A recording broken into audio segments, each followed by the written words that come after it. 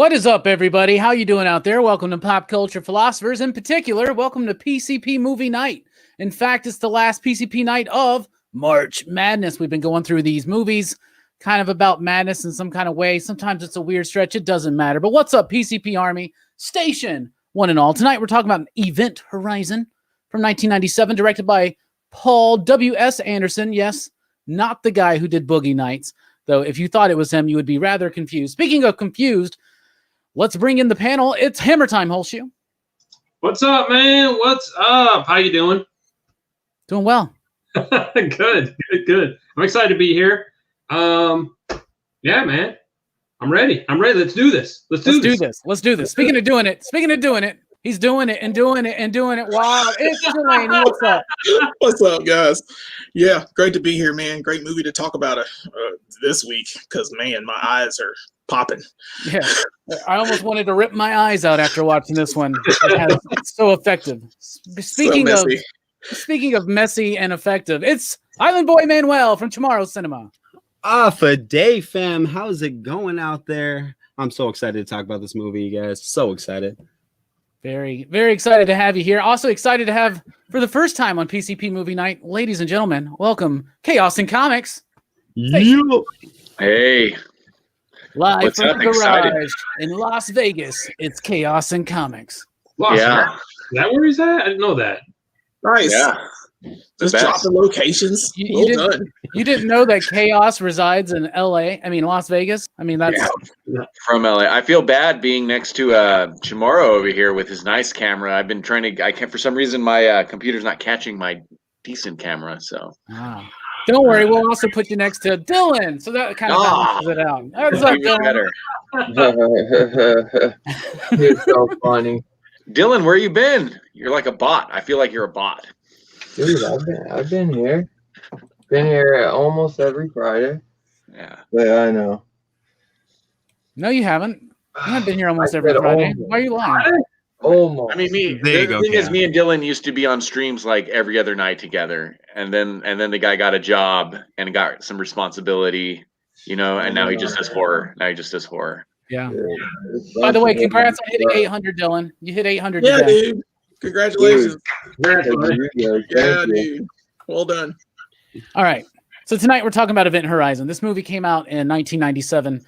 I heard, so I did a little bit of research. They had like 10 months to shoot this film, and then they only gave them like 3 to 4 weeks to edit it together. And there's a lot that got cut out. Apparently it tried to reach deeper and give all of the backstories and fears of all of the additional crew, including the 2 survivors who kind of like they survive at the end and you're like, what? And by the way, full spoilers if you haven't seen it. We're also really discussing this because Scream Factory just released this beautiful edition of it. And yes, Dylan, I got the slip, because that's important to you. I didn't get the slip. Are you serious? No, I'm kidding. Okay, I was about to say, man, first week. My slip came like fucking messed up though. Mine's pristine, brother. Anyway. Hey, well, they're sending me another. That's enough. Of course they are. I knew you. This guy. Complain and get it. This guy's like, I'm gonna keep saying that it's damaged until they give me a slip, and I'm just like, you gotta be kidding me, man. That is so dishonest. But whatever. I'm not gonna call you out for it. Maybe they didn't give you a slip first, then, man. Hey, man. They're trying to just let you throw shit in my face. It's okay, man. They know what's going on. Anyway, Event Horizon. So there's this whole backstory about how they showed this movie to a test audience and they were like, it's too long and messed up. And then they cut it down and they just had to keep cutting it down super quick. And Paul W.S. Anderson says in the interviews on the Scream Factory Blu-ray that had he had more time, it would be a different film, almost a completely kind of different film. So, and other people say that it's not quite a full film. It's not a complete film because of the way they rushed it together. But apparently they moved the date for Titanic and they wanted to just throw it in. He got the gig because he's just coming off of Mortal Kombat, which was a big success, which is another movie with a frozen body that gets shattered on the ground. So kind of a little thing that he likes to do. But overall, I really like this film. I liked it back in the VHS days. I remember watching it on VHS, renting it from the video store. Got it when it came out on DVD. Now excited to have it on Blu-ray. Having revisited it today for the first time in years, I thought it held up rather well, especially knowing that there's so much that's kind of missing. It's not a perfect film. It's got some uneven parts.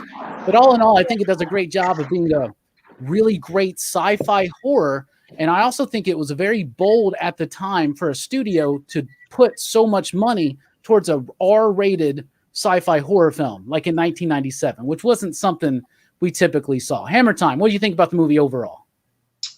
Man, I really enjoyed it. It was one of the first horror films I saw in the theater because I got hired at the theater just before that.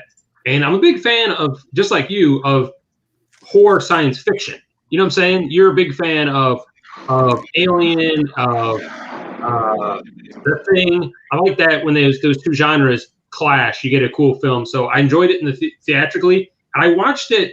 I remember watching it a couple times in the theater and then catching parts of it. Like at the time, I was just an usher, so I'd be cleaning the theater.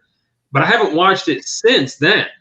So this is the first rewatch this week, and I still think it's awesome, man. It's a cool concept, and it's a great cast. Yeah, really great cast. We'll be getting into that a little bit later, but I mean, when you got Sam Neill and Lawrence Fishburne, like, I mean, it doesn't even matter who else is in the movie, but they got some really great actors to fill out some parts, and some okay ones in other parts. What about you, Jelani? What do you think about the film overall? I love Event Horizon.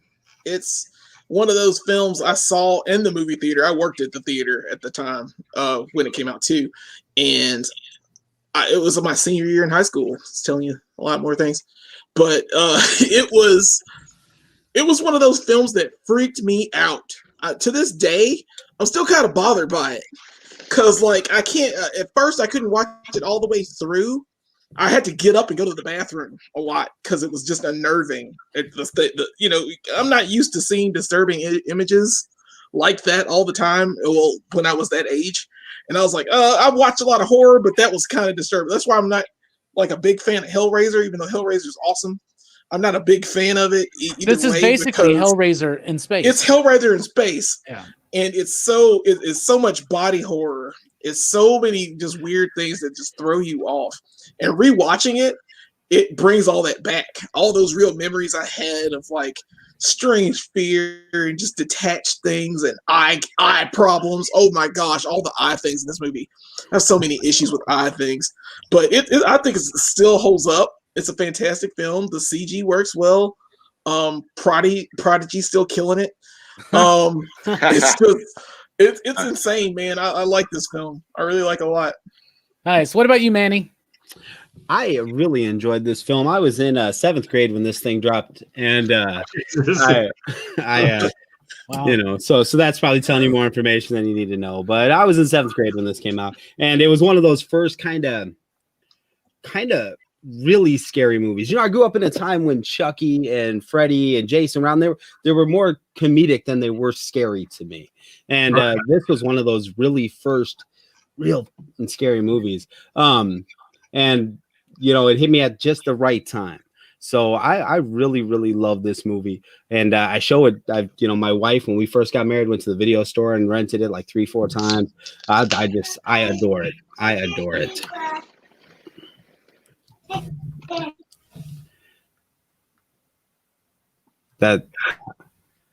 You were saying?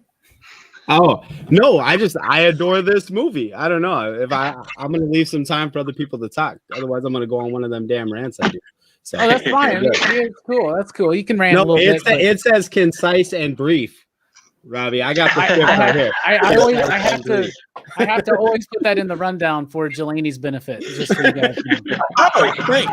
Appreciate it. Jelani has this habit of wanting to tell you the whole movie and then tell you what he thought about it. But did you do that this time? Did you like it?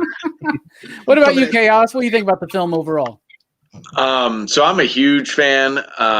Much like Hammer Time up there said, I love the mixture of horror and science fiction. I think that's what really brings me in, is when I get the science fiction element for horror. And one of my favorite albums ever from a band called Zayo uses all kinds of drops from this movie, like dark, cold, and stuff like that. And so like the movie's literally in my life like monthly from these drops. And sorry. I want to know what the kid has to think about it too. Well, yeah, he did watch it with me, but he also brought me a giraffe. The eyes are intact. The eyes aren't attached. Awesome. Anyway, so it's always been intense. Probably been about. I do watch this maybe every 5 or 6 years or something. I had the DVD. I didn't know that this new Blu-ray came out, which I will be buying after this show. And I've always liked it. I am of the opinion that I can see clear holes in this movie. But I think though for me it worked out good that we didn't get the extra gore, because in my eyes there's not that much. And in the VHS days, I didn't watch it in the theater. I think me and Robbie watched it VHS. In the VHS days, all those quick flashes of gore, you would try to pause it and it wouldn't look that good. And so it stuck it as a lot more of a mystery to me, like that it happened in the background. So it was all like tone and fear. So it's just something I really enjoyed. And I think we got just enough. So if they ever were able to do that extended cut with the extra 10 minutes of gore or whatever that I read, I think that it might have turned to camp a little bit. Yeah, probably. Yeah. Release the Anderson cut. There is the possibility of that. We're getting a weird echo. I'm getting a weird echo from somebody or anybody else. But apparently there was like 40 extra minutes that somehow got cut out of the movie, and they lost the footage. And I know that Scream Factory wanted to put it all back in and do like a theatrical and a director's cut in a way, but apparently they put it in a salt mine somewhere and the film just like rotted away. So, and all they have is like VHS remnants of it. But a lot of that quick flash at the end when he gets that view of like hell or whatever, and he sees all the terrible stuff. And there's some crazy stuff. If you really in this Blu-ray, you can go through frame by frame, unlike that VHS, and very clearly see somebody, ramming something up this dude's ass, for instance. And you're just like, what? The maggots on this dude's face, and he's impaled through his mouth. And I'm like, man, this is some Argento shit right here, man. Yeah. But I right up on his chicken tenders, like, oh. Yeah, right. What about you, I actually Dylan? bought it. I'm sorry. I actually bought it. So I'm going to buy the Blu-ray, and I had the DVD, but my DVD player from whatever isn't hooked up. So I actually bought it on Amazon because it was like $2 more or something. And yeah, you could freeze frame it even on Amazon and see everything. And it's it was almost better than Mystery, because if you just freeze frame it, it is very Argento. And yeah, we need that cut too. Yeah. Speaking of being a bit too much when you freeze frame it and go just frame by frame, Dylan, what do you think about the movie, and what do you think about the Scream Factory release? Oh man, I think the Scream Factory release is great. I like the scan of it. It really looks good, especially on a nice TV. Thanks for that, Scarpad. Yeah, I like this movie a lot. I think Chaos said it. I mean, the sci-fi and the horror aspects are what I really enjoy about it. Because I mean, most of the time it's usually just a straight sci-fi with a little horror, but this one is like half and half, And I would like to see that little extra bit, but I'm cool with what I get. I'm not. There's some people like tripping on Scream Factory, saying they're the ones to blame or something, bro. Like, it's not that deep. Because if you do pause it, it's like Hellraiser shit, man. Like, it's nuts. Man. It is. But I love the movie, man. I think it's awesome. Anything with Sam Neill, I'm always in for it. Like, and Lawrence Fishburne. I mean, that's just a dynamic duo. Plus, you get little young Alfred in this from the Gotham series. Yeah. Yeah, that's Sean Pertwee. Yeah, I always like him too. He's always awesome.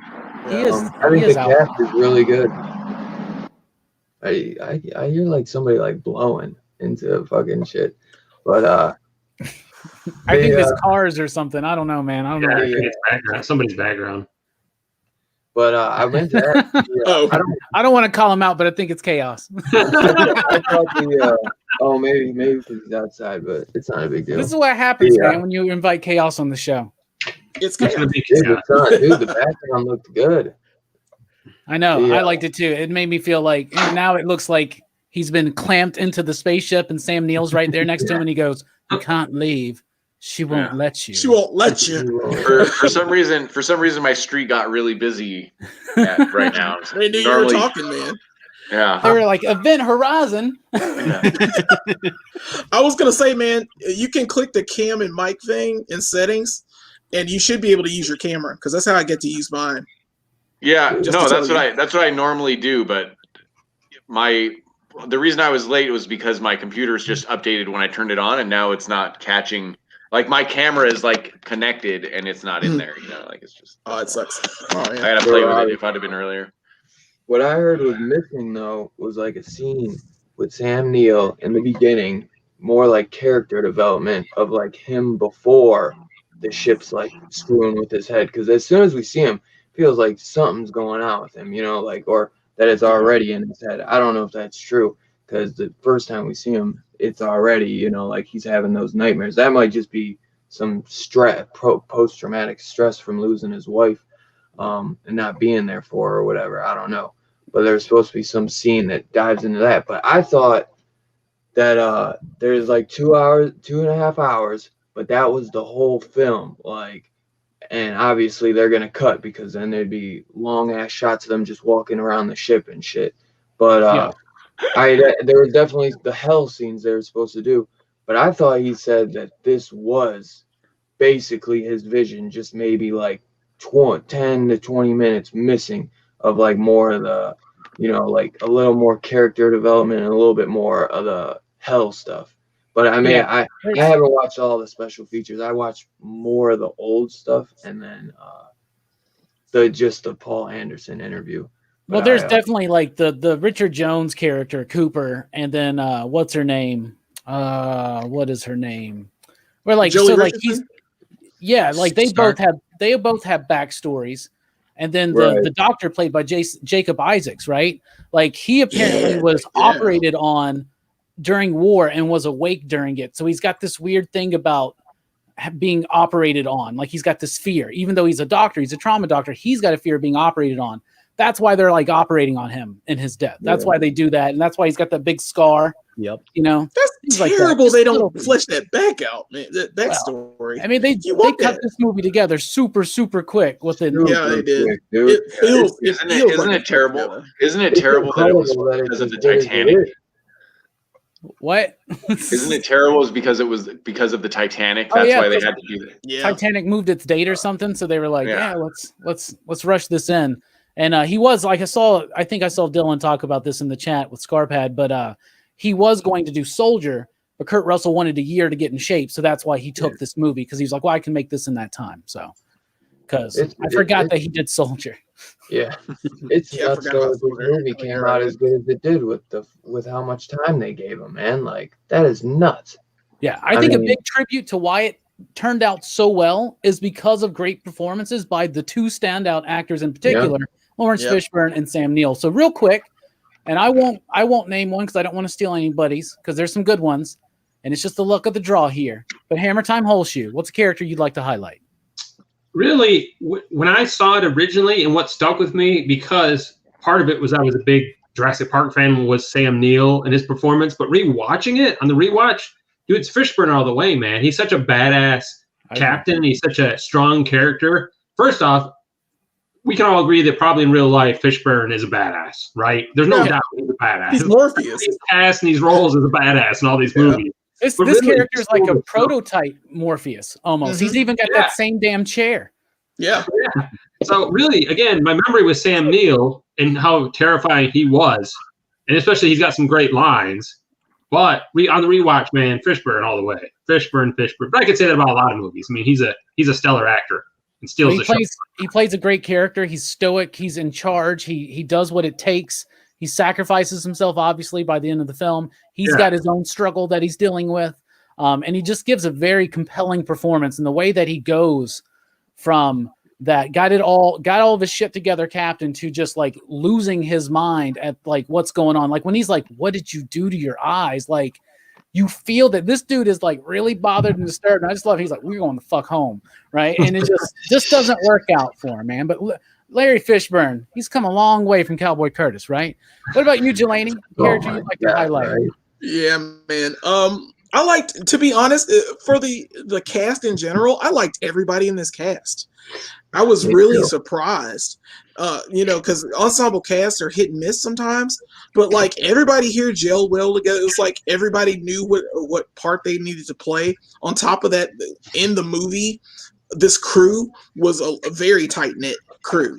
Like they Sam Fishburne, he was a commander of men for this. I had to pick him too. Lawrence Fishburne is the man in general. He is very stoic. We talk about him, but I love him in this film.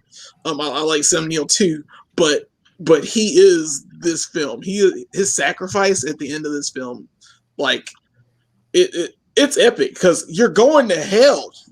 Like you're going to a hell dimension, or he blew up. I don't know which one happened, but he either blew up or he got sucked in. He's in hell. Yeah, I think he got sucked in. I think when they blew it up, I think it was to separate the parts. It just separates. He went to hell with Sam Neill, and it's just, oh man. And I think about that all the time, and I'm like, oh man, he's stuck there.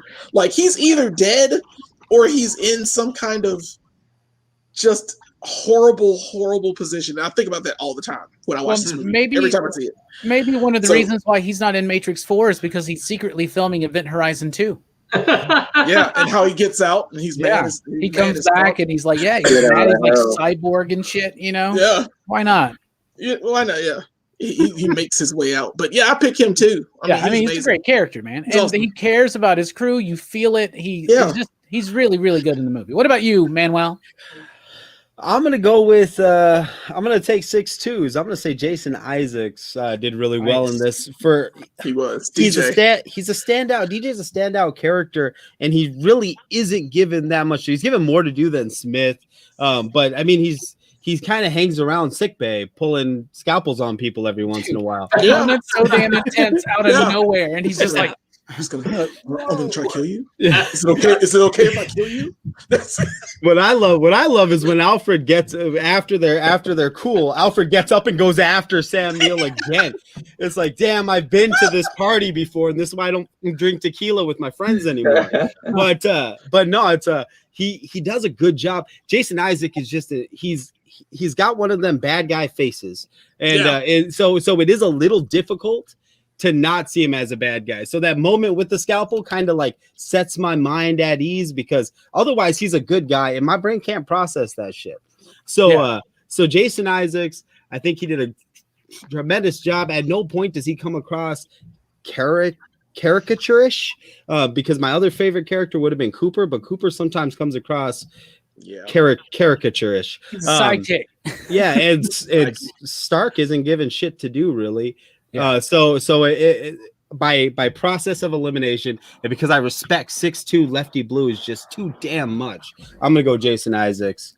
Isaacs is great. He's given us some great villain performances, including Malfoy's father. What is that? Is that Lucius Malfoy? And of course the douchebag and the Patriot, Mel Gibson. Mm-hmm. Not Mel Gibson, the other douchebag. That's awesome. That movie's awesome. Yeah, it is. Oh shit! I can't say this out loud, but I have to. Scarpad, you're right. Jason Isaacs was a great part of Discovery. Oh, he was. That's the one time I'm gonna agree with you, Scarpad, and you're right. That makes me want some fortune cookies right now. Speaking of fortune cookies, what about you, Chaos? What's a character in performance you'd like to highlight? Surprisingly, Sam Neill has fallen in the draft. I'm not going to pick him. I am going to go with Richard T. Jones as Cooper. You know what? You need that caricature kind of a character when everyone's tearing out their eyes and whatnot. He was just a fun character, and I think that one of my fears would be I'm pretty sure I could die a lot of ways and be okay with it. But one of my fears, and this in a lot of science fiction movies, is where like you're in your spacesuit and you just get detached. And you're off in space, and you have whatever amount of air you have, and you're just gonna hang out there, and that's in a number. That's in a number of shows, right? And films, and him figuring out how to like release the oxygen and making it back. I mean, that's a hero move. So I'm gonna have to go with Cooper, and I could tell you this too. After like. I've watched it a couple times the last like decade, but I'd gone a long time from watching it in the 90s, and that was the guy that stayed with me really was Cooper. So yeah, he's a little bit caricature-ish. That's true, but it was like he was really the only one, so he was the right amount. So yeah, I really like Coop in this movie. I vividly remember watching this in the 90s on VHS with my buddy George, and us just laughing during that whole like, oh shit, and just like gets knocked off, and then we're like, well, he's dead. I thought he died like 3 different times in this movie, you know? He comes back, he's like, oh shit, I can't stop. Or when he does the oxygen, he's like, yeah, I'm back, motherfuckers. Like, it's just so wild. Every man, he's every man in this movie. That's what I love. I love that the rescue technician, the guy who's supposed to be like the rescue guy, blows out his oxygen and uses that remaining oxygen to yell, "I'm coming, motherfuckers," as loud as he can. Yeah. Right. What about when dude's like in the black hole in the gateway or whatever, and they're like, "Yo, we got him, go," and he's like, "I'm there." And like that's a freaking awesome moment, man. And he like runs after him, and then he's just like, "What's going on? I got you, baby bear." Why do they keep calling this dude baby bear? That's so weird. Baby bear. But I also, one of the cool things is that camaraderie. It's very, now this movie is obviously heavily influenced by Alien and Ridley Scott, right? Like for sure. And they get this, you get this sense of like this blue collar sense that they have. And that's why like, you're like, yeah, fuck Sam Neill. He's the man. He's, you know, he's the dude on Alien that's like, no, we want to study these guys. You know, he's the Ian Holm, you know, or whatever. So. All of them, every time that they say something, he thinks they're all crazy and that he's better than them. Yeah, even though he knows he's seen this shit before, you know? Yeah. Anyway, what about you, Dylan? I like everybody, like all you guys said. Honestly, it's a phenomenal cast. Phenomenal. But I'll go with one. I mean, because I could talk about every character. I'm gonna say Baby Bear. And I love him in Idle Hands as well, but Noseworthy. He's funny, man. I mean, he has a cool almost death too, and I love when Lawrence Fishburne saves him, and then you find out every reason why. You know, he promised himself he would never let another crew member die, but you know, I like everybody in the story, but I think I thought he was actually really good too. You know, I think that he was really young too at the time. So when I saw it, I was like, man, he's in this, you know, because there's some great members in it, but I think he steps up to the plate and does a good job because I feel like he's more known for a little more comedic roles, like in Idle Hands and a few other movies I've seen him in, but I can't remember. But I always remember him from Idle Hands, and he's freaking hilarious in that. Yeah, he is really good. I'll go ahead then and say Smitty. I like Sean Pertwee in this film. I like his attitude. I like he's the hopeless one. He's like the Bill Paxton character from Aliens. He's the one that's, you know, that's like game over, man. Like, and my favorite scene with him is when he finds the bomb and there's like 5 seconds left, and he just like kind of has this like. Like this, his reaction there is really, really good. On the Cinemassacres review, though, they point out that if you freeze frame, you notice right there on the screen, there's a button that says disarm. Yes, I why did you press disarm? I saw that too when I was watching. I guess you see 5 seconds. You see 5 seconds and you freak out. That's it. Yeah. That's your freak out moment. So I guess that's true too. And nobody said Sam Neill, though. Like Chaos pointed out in the chat. I think it's because you're not supposed to like him, but he is really good. I love how he does slowly start getting more and more creepy, you know, and unsettling. And that moment where he's like, I am home. And he goes into the shadow. And I'm like, okay. Like, that's the moment where Lawrence Fishburne should have just killed that motherfucker right then. Just threw him out of the ship. Sam Neill, he's the we don't know what happened. But yeah, he's great. And the line that always stuck with me, and it's probably because it was in the trailer too, is the whole "you can't leave, she won't let you." Like this just, and plus he's just coming off of Jurassic Park, and then of course In the Mouth of Madness, which is fantastic. We talked about that a couple weeks ago. The style and structure of the film, basically it's got a lot of influence from Alien. You know, Ridley Scott, obviously it's a ghost ship, haunted house in space story. And I really like the approach. I like how the ship design doesn't look like your typical 90s science fiction kind of ship. It doesn't look like a Star Wars ship. It looks like something a little bit more industrial, a little bit Hellraiser ship. Yeah, it's a Hellraiser. You know, the Hellraiser ship was the Lament configuration because as much as we can say it's Hellraiser in space, they did do Hellraiser in space to a less degree. It was filmed at Pinewood Studios in the big James Bond warehouse set. I think that's super cool. The writer, is it Peter Eisner? I think is the writer. Philip Eisner. Philip Eisner said that he wanted to do The Shining in space. And that was kind of like where he started with it. I love the look of this film. I think it looks great. Paul W.S. Anderson isn't one of my favorite directors. I do think that this is probably one of his best films. It may be my favorite film of his that he's done, though I do like the third Resident Evil film for some reason. I think he did that one. Maybe he did all of them. He did all of them. He did all of them, right? He did that new Monster Hunter movie that's out too. That looked cool, actually. He anyway, Mila Jovovich and everything now. I think it looks great. The cast is great. I really like the style of it. I do feel like maybe there are some holes that you could point out and poke at if you really wanted to.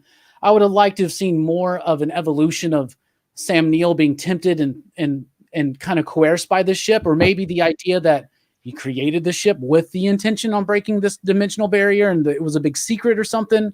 But aside from that, I really like the look of the film. I think it's the scariest thing to me is the damn gravity fucking gateway room or whatever, the engineering room, like that thing, like what the fuck is all in that? Like you're gonna get impaled on something. I'm so disappointed nobody got really impaled in this movie because of all those spikes and everything. It looks fantastic. What do you think about the style and structure of the film, Hammer Time? I think it's great. So visually it looks really cool. They said the design team was inspired by the Notre Dame Cathedral, and they wanted to carry that over. And you can see that now. Like, oh, I see that. But my complaint is, so in the beginning when you see him in his room, Sam Neill, it's very white and generic. It kind of reminds you of the ISS or Alien films, right? Very sterile, which is what you have in space. So what the fuck is going on with this ship where it's all like, even if it was clean, why is everything so dark? You know what I'm saying? The ship itself, it was designed just to be creepy. It was never, where's the white generic rooms? Where, you know what I'm saying? It launched like this? The simple explanation is, it's a horror movie. So yeah, I'm just saying, because even certain things happen to the ship, but it's been lost for 7 years or whatever. So some of it's explained, but a lot of it doesn't make any sense. The way the bridge, even if it was clean, just looks creepy. They just have a creepy looking bridge for no point that it's a horror film. So that's after I go back and nitpick it. Like when I first saw it, I wasn't nitpicking that stuff. But I like the story structure. I like the concept of the wormhole in space. And I think they use the same concept at Interstellar, and they even do the paper through the, you know what I'm saying? The pen through the paper thing. And all the special effects other than that are great, especially if you given the fact that this isn't CG. Most of this is models. You know what I'm saying? The majority. There might be a little CG. And they also, if you've seen pictures from Pinewood, they built the inside of the ship, you know, life size, so they could do all these scenes. And it blows my mind. They built this giant, creepy ship. So special effects I like. Story structure I think is sound. It's a cool concept. I mean, you could nitpick it if you really want it, but the writing I think is fine. The dialogue thinks is fine. Again, you can nitpick things, but overall, I think it's a sound design and a sound story, and it works. I mean, the overall concept and how you get the hole in space and how they went to hell. By the way, this is the exact same plot scenario of Doom, the video game, where they actually in space opened a hole like a wormhole to hell. So just throwing out there, they borrow heavily from Doom. But if you're gonna steal, why not Doom? And one other thing, though, to address the sleek coolness of, his quarters in the beginning versus the ship. It's like the difference between a condo or an apartment building and like some machinery at like a quarry or a mine or something, right? You get what I'm saying? This is industrial. This is something that's, something like that, right? It's what Hammer Time says too, though, in there where he goes, it's like dark or whatever, and there's no white room. I mean, you'd think they'd at least clean the guts off like there's scenes where they're like doing something, like talking about, air or something, and like you could see in the background all the guts are still there. Wouldn't they stink or something? Like wouldn't someone take out a shovel? Bay and they have guts on the wall. Yeah, like what? Isn't this bothersome to you? You found no crew and there's guts everywhere. If I went to an empty vessel and there was guts everywhere, fuck it, I'm out of there. I'm like, I don't know what I'm here for. I'm Blow gone. the ship up. Blow the ship up in space. I went to Delaney's apartment once and there was guts everywhere, and I was like, I'm not sticking around. So I was out.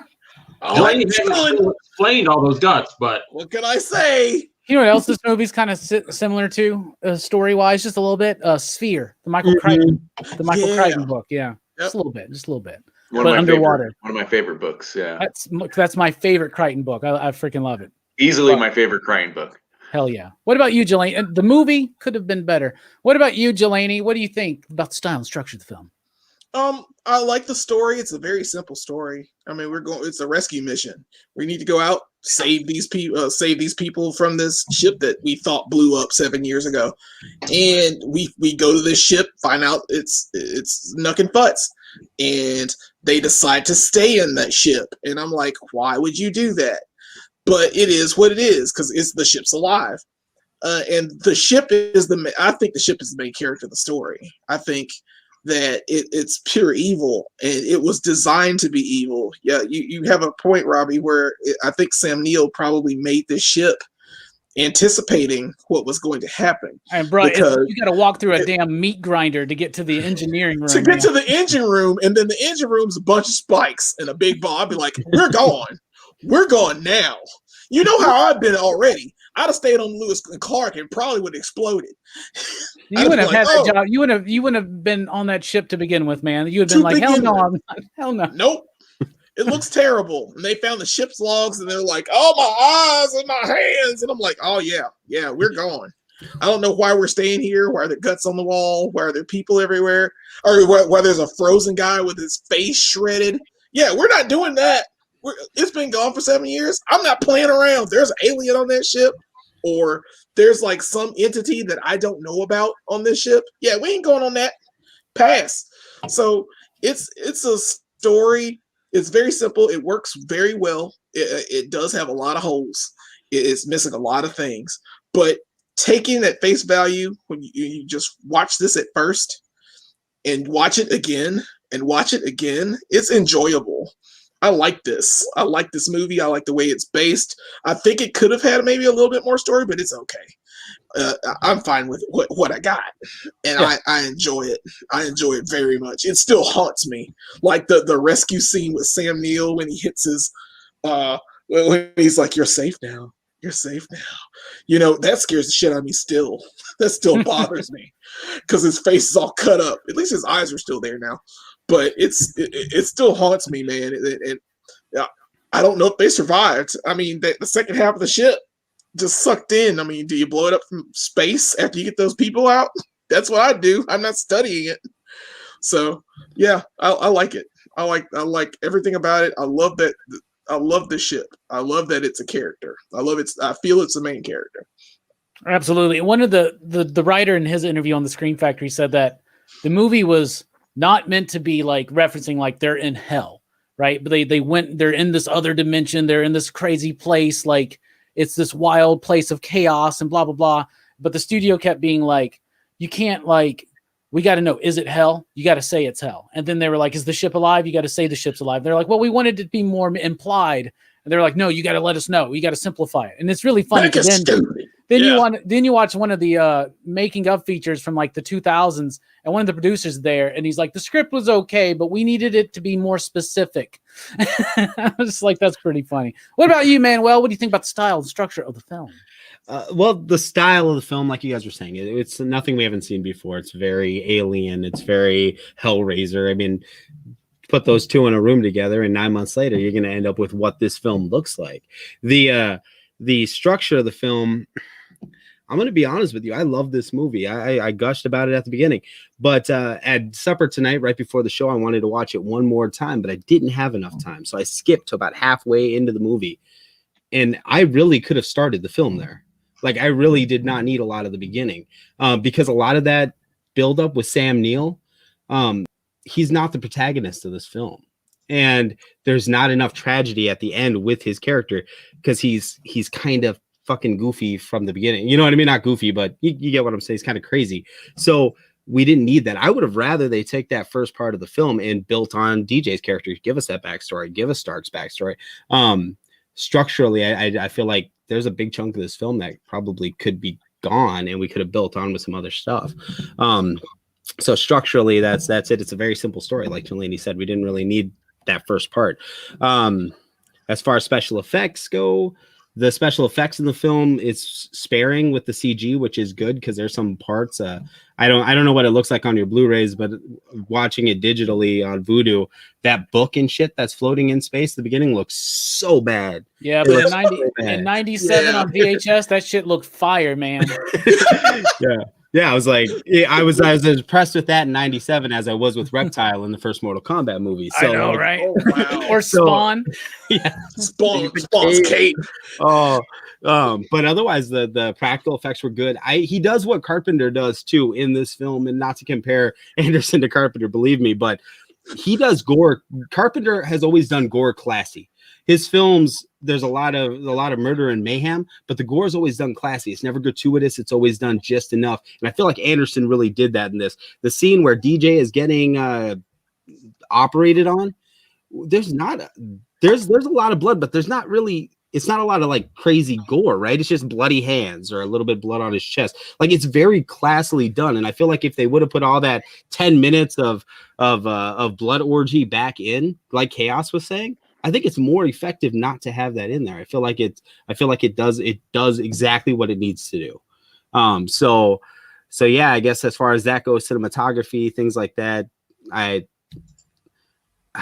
want to say better things because I don't want people to think I don't like this movie, because I really do like this movie. But structurally, story-wise, there's not a ton there. Special effects are good when they're practical, and cinematography, it's fucking dark. It's a very dark movie in a very dark ship. It feels like it should, because I think they were going for a Hellraiser vibe. So that's what I think about the style and the structure.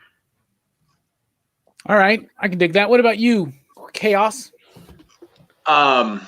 Yeah, I mean, it's a simple movie, right? And you could sort of tell where it's going from the beginning. If you've watched 10 movies in your life, you could tell where it's going. I think the cinematography is perfect. In fact, I was about to say there's no CG, but I forgot about the stuff floating in space, that looks like a Canadian sci-fi show. But other than That's true. That's so true. Other than that, though, it's all practical effects, and there's two ways to look at cinematography, right? Especially when it's mostly practical. Is it Joker?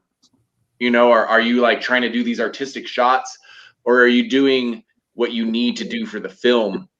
And all this gore, and we've mentioned this a couple times now, all this gore comes on so quick, and especially VHS days or movie theater days where you couldn't pause it, you just get a taste or a feel of it, and it just moves through real quick. Especially the scene where the doctor is cut up and hanging. Right, that's the gory moments of that are all done within 5 seconds.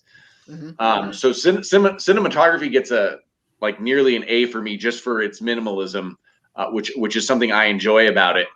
As far as story structure, I mean, especially after watching it now so many times, you could see that it was patched together pretty quickly. So some people have mentioned Stark not having much of a backstory. Clearly, there's a giant scar on the Doctor's chest, never talked about.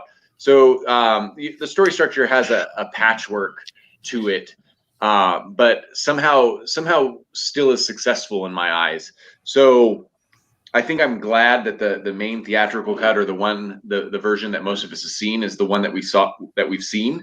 I am disappointed that a lot of the I'm disappointed that there isn't some kind of cut that we can get just to see for fans of the film, because I would like to see the extra 10 or 15 minutes or 40 minutes of built story, but it's just not there.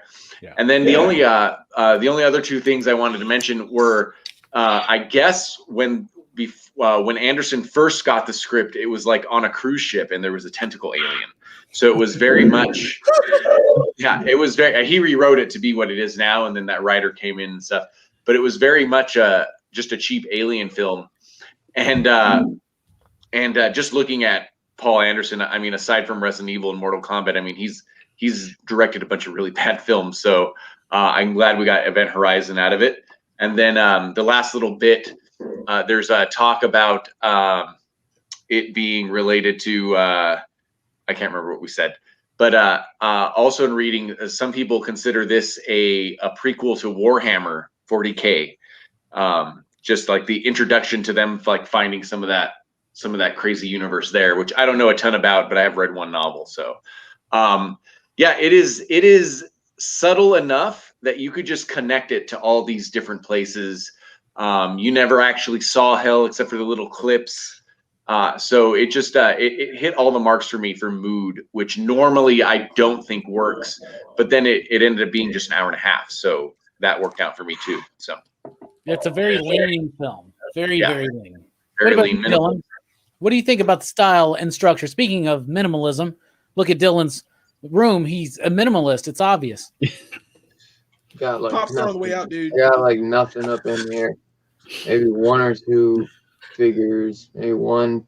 I might have 2 pops, and I might have like 3 Blu-rays. I'm a digital guy. Yeah. I like the. I think the practical effects are incredible. I don't really care for the little, gloppy CGI, but I mean, that's the time. What are you going to do? Luckily, there's not too much of it. I think Anderson is married to a nice looking young lady, though, 62. He knows what he's talking about.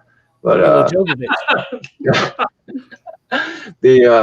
think, for a movie that got rushed so badly, I mean, like, I think it came out pretty damn good. So I think the style of it is one of the best things it has going for it. It is a little dark at times, but I mean, I think that's supposed to be kind of the ghost ship, as you said, Robbie. Like it's like this haunted freaking spaceship, but the style, it's pretty cool. I mean, it's stuff we've seen though before. I always think like when Sam Neill's going, through that those boxes or whatever, I get like Cube vibes. You know what I mean? You ever think of that? So there's definitely a lot they're taking from. You know what I mean? So Alien, bits and pieces of Cube, Hellraiser. Hellraiser, yeah. I've also heard people say this is like Shining in space, which I guess Sam Neill would be the Jack Nicholson character. I literally said that tonight, Dylan. You did? Sorry, I didn't hear it. Maybe someone was talking over you. Some people said it's like Shining in space. Bro, yeah, the writer said that's what he wanted to do, was like shining on a boat or something like that, shining on a ship. I heard that though before. It wasn't you. I'm not just taking it from you. But yeah, I think it's pretty. I think for what it is, man, it's good. I still would like to see a director's cut one day, but we ain't gonna ever get it, so there ain't no reason to really. I don't even care if they just take that shitty VHS footage they have of the deleted scenes and just put them in there and make it look terrible. I don't care, like a work print or something. Or give the guy like a mil or two, man, just to refilm it. Why don't we just bring Snyder in to redo it? A bunch of slow motion action scenes. We're gonna get coffee to indie music, to indie rock song. Can you imagine the leaking coolant in the engine room, like in a Snyder cut? It'd be like that sesame seed. Slow motion. 5 minutes of Cooper floating through space coming back. Yes. Yeah. Oh man. Motherfucker. I am really excited for the music bit here because the composer of this film is Michael Kamen, okay, who did some of my favorite movie scores in the 80s, including Lethal Weapon 1 and 2, Die Hard, and Roadhouse, not to mention Adventures in Babysitting, License to Kill, Nothing But Trouble, Hudson Hawk, Robin Hood, Prince of Thieves, The Last Boy Scout. Come on, y'all. Tales from the Crypt, Lethal Weapon 3. I think he did all of them. Last Action Hero. Come on. Michael Kamen is great. I love the music in here. I love how it goes into this 90s trap of being bookended by like techno music. Like at the very beginning, it's like it's like that. It's like the music in that you wouldn't steal a car Why would you steal a movie? It's like that kind of thing. And then it ends with Prodigy, which is great. But the score itself, I really like. It doesn't really do anything extravagant, but it hits when it needs to. It's got a great flow, and it's a nice score to listen to on your own. And it really does capture that feel of isolation, cold space, haunted house type thing for me. What do you think about the music, Hammer Time? And how much of a fan are you of Cayman's Roadhouse score?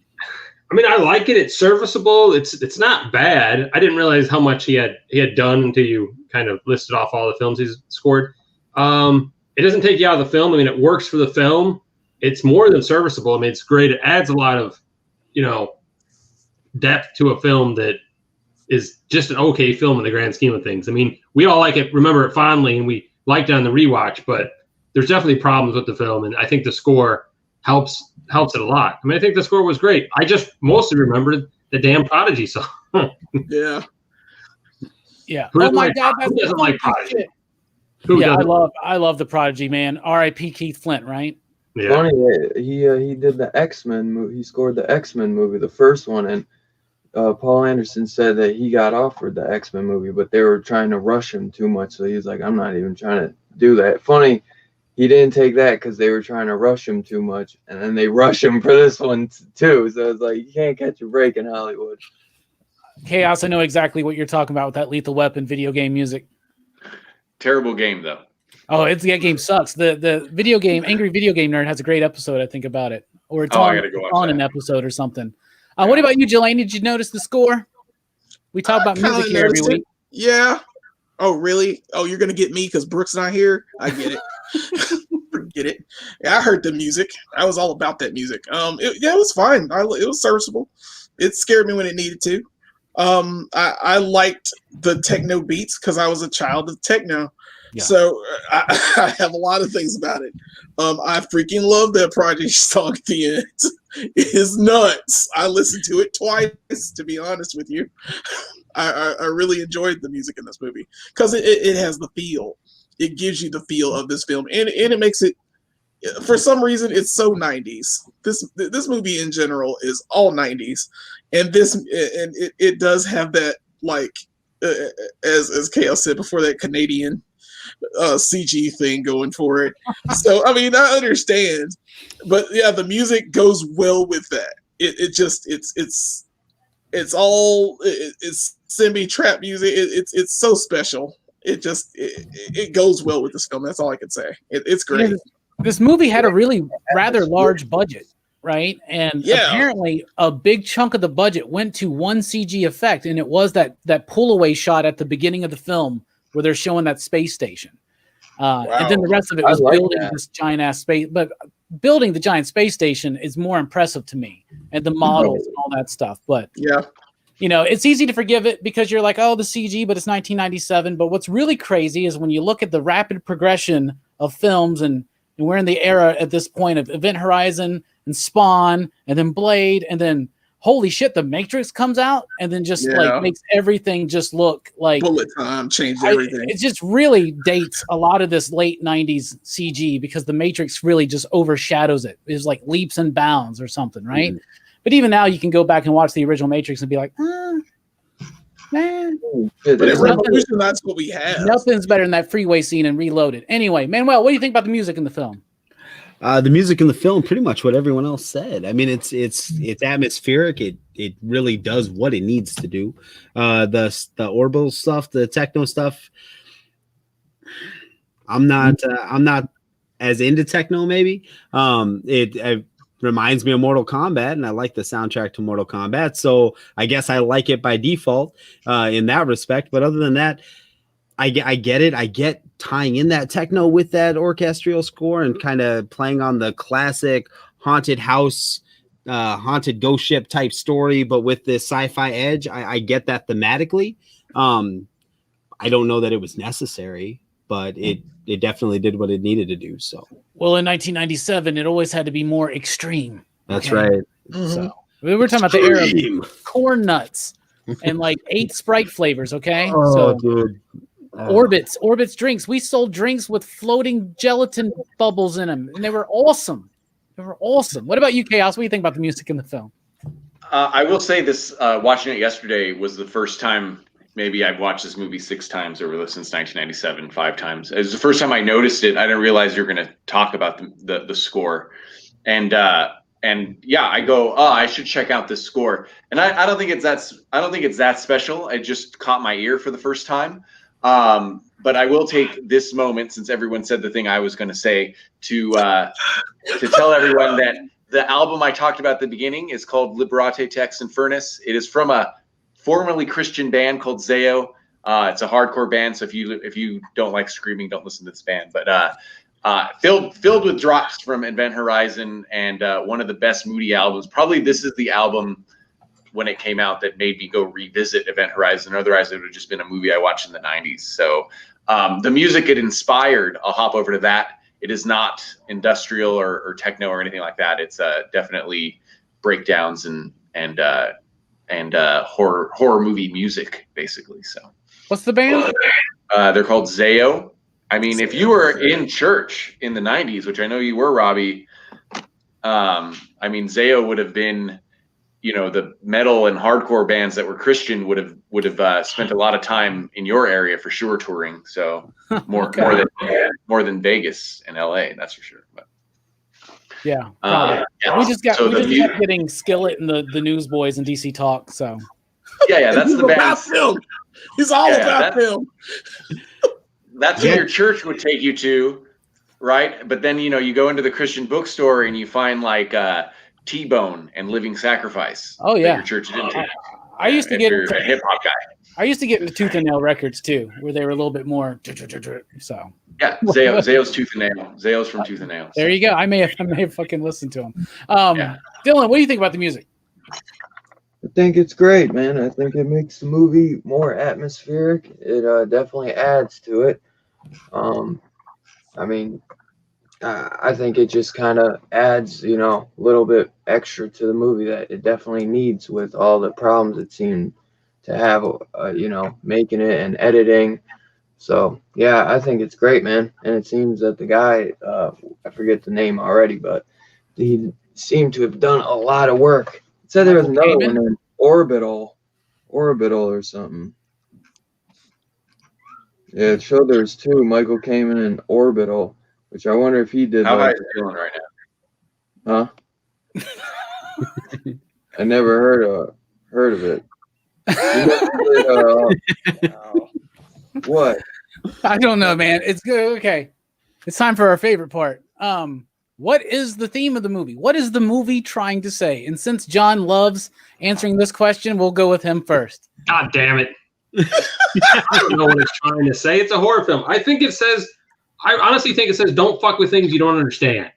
They open that portal, that black hole or whatever, that shortcut, and obviously to hell or a chaos realm, whatever. But it was clear from the get-go that Crazy Sam Neill's character, who created it, may have not understood exactly what he was getting into.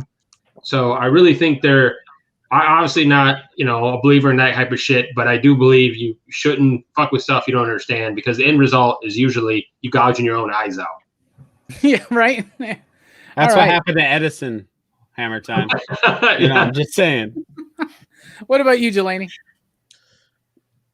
Don't go to space. There, I'm done. Space. It's just don't go to space. We're in space right now, bro. Yeah, we're in space right now, but we're covered by like air and atmosphere and stuff and rocks, and we should just stay here. It's fine. It's okay.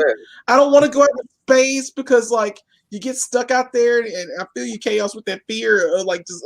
I'm sorry. I have a fear of like going out in space or underwater, like in a submarine, and just being trapped, and you're just stuck.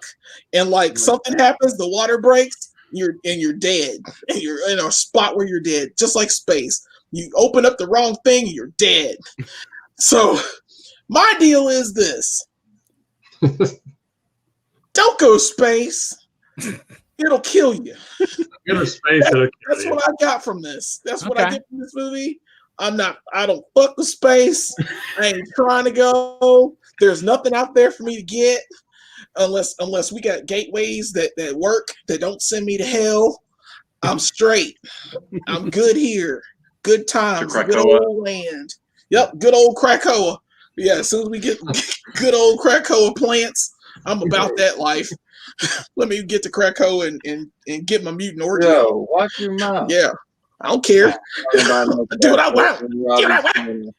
But yeah, I got a cousin that's a Krakoa, man. Watch your mouth. Right, man. People take offense to that. Krakoa. Yeah, but that's speaking of Krakoas, what about you, Island Boy Manuel? What do you think this movie's trying to say?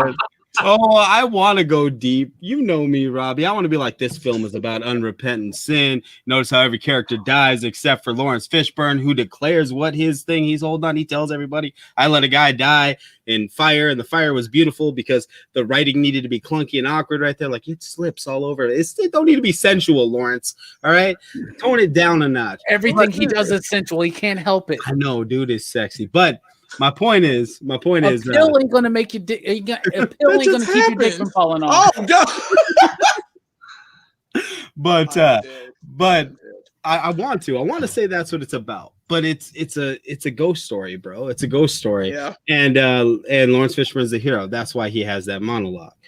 Plus, 90s sci-fi type movies like that, they like to give the strong male person like a big monologue. Look at Sam Jackson. He built a fucking career after that shit.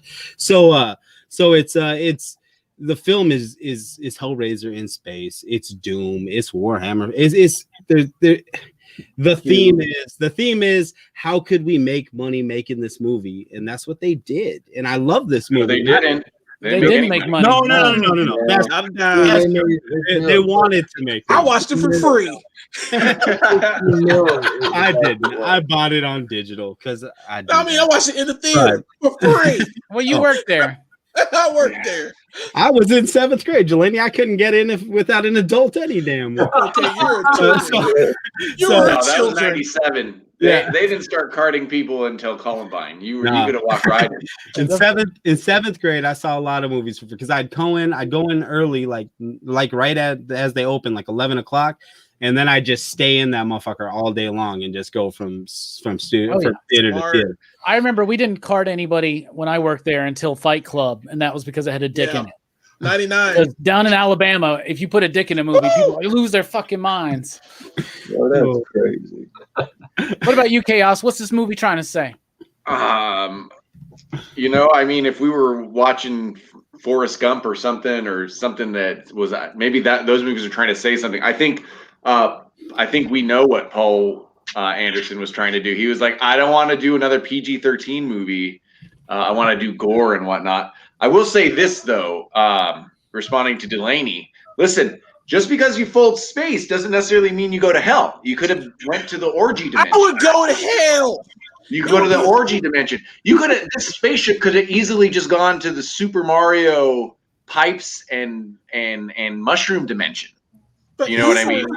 Easily, I would not do that's that. not a good place either, bro. Trust me. Yeah, I'm good. I mean, you come back. You come back on a higher spiritual plane. Eating mushrooms and jumping on turtles and Goombas and whatnot. That's true. It could be the Dennis Hopper version, where even better. Even when we're reviewing that, pass on all of that. It's going to happen soon. I promise. Ain't gonna go. Ain't going. So Event Horizon 2 could be Lawrence Fishburne comes back and he's he went to the water world, or he'd be dead if he went to the water. That'd be even worse than hell, right? Because you just drowned. Just drown there. Just drown. Yeah, if you went to what was that dimension in Voyager where it's fluidic space, you just die there. So but you know how you could start the trailer with that? Lawrence Fishburne, all you gotta do is I'm back, bitches. And then cut Event Horizon 2. Bam. And they could have gone anywhere is what I'm saying. Was this movie saying anything? I don't think so. I think it was just I think it's just a director doing his thing, and then it got cut up by the corporate big dogs. It messed it up sort of, but it ended up coming out pretty good and lean, and I think it was just a director directing at the end of the day. But I would love to see, according to Wikipedia, which is the best source for everything. They were in talks of doing Amazon optioned it to do a TV series about Event Horizon, which I would watch in a second. That'd be nice. Hopefully with Canadian CG effects. Yeah. And have nothing else. And I was citing, when I said Canadian CG effects, I was citing Dark.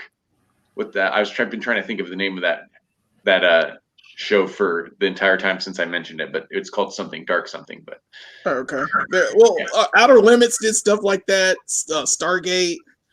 There are a few Canadian shows that have really poor CG in it. So someone in the chat's going to say the show I'm talking about, and it just got canceled. So. All right. What about you, Dylan? What's the movie trying to say, if anything? I guess don't mess with shit you don't know. Don't try to open up black wormholes or whatever the hell they're called, black holes. And I mean, definitely don't come up on no crazy ass abandoned ship that seems haunted. You should have listened to Smitty, man. Dude knew what the fuck he was talking about. He did. He knew, man. And I mean, dude, definitely don't fucking gouge your own eyes out. I mean, that should be number one. The moral of this story is not to gouge your own eyes out. I like that. Everybody should watch this movie, then to be like, I was just gonna do that. Don't Dark Matter. Like I do. There goes my Saturday. Son of a bitch.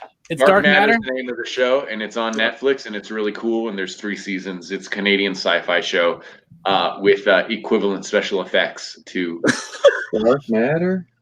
It's awesome. It's a good show. Okay. What? It's on Netflix. It's on Netflix. Oh, okay. Cool. Okay. I may have to check that out. All right. For me, this is what it's obviously, it's not trying too hard to say anything profound, but every story's got some kind of point, right? And you can pull the typical Frankenstein thing, like don't poke the holes in reality. Don't try to stretch too far. There's some things that our human minds aren't meant to go see or comprehend or whatever. You can talk about space. Yeah, you could talk about how it's about the blue collar worker versus, the interests of the elite scientific corporate world or whatever. You can talk about that, which is very alien, right?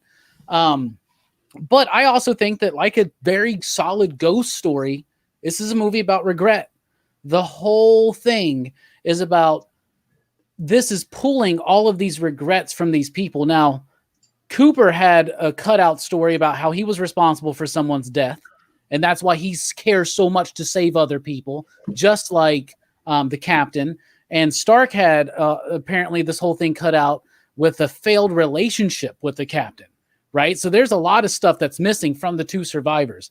But if you really look at it, it's about regret. The woman who's regretful of choosing this life and being away from her son for Christmas.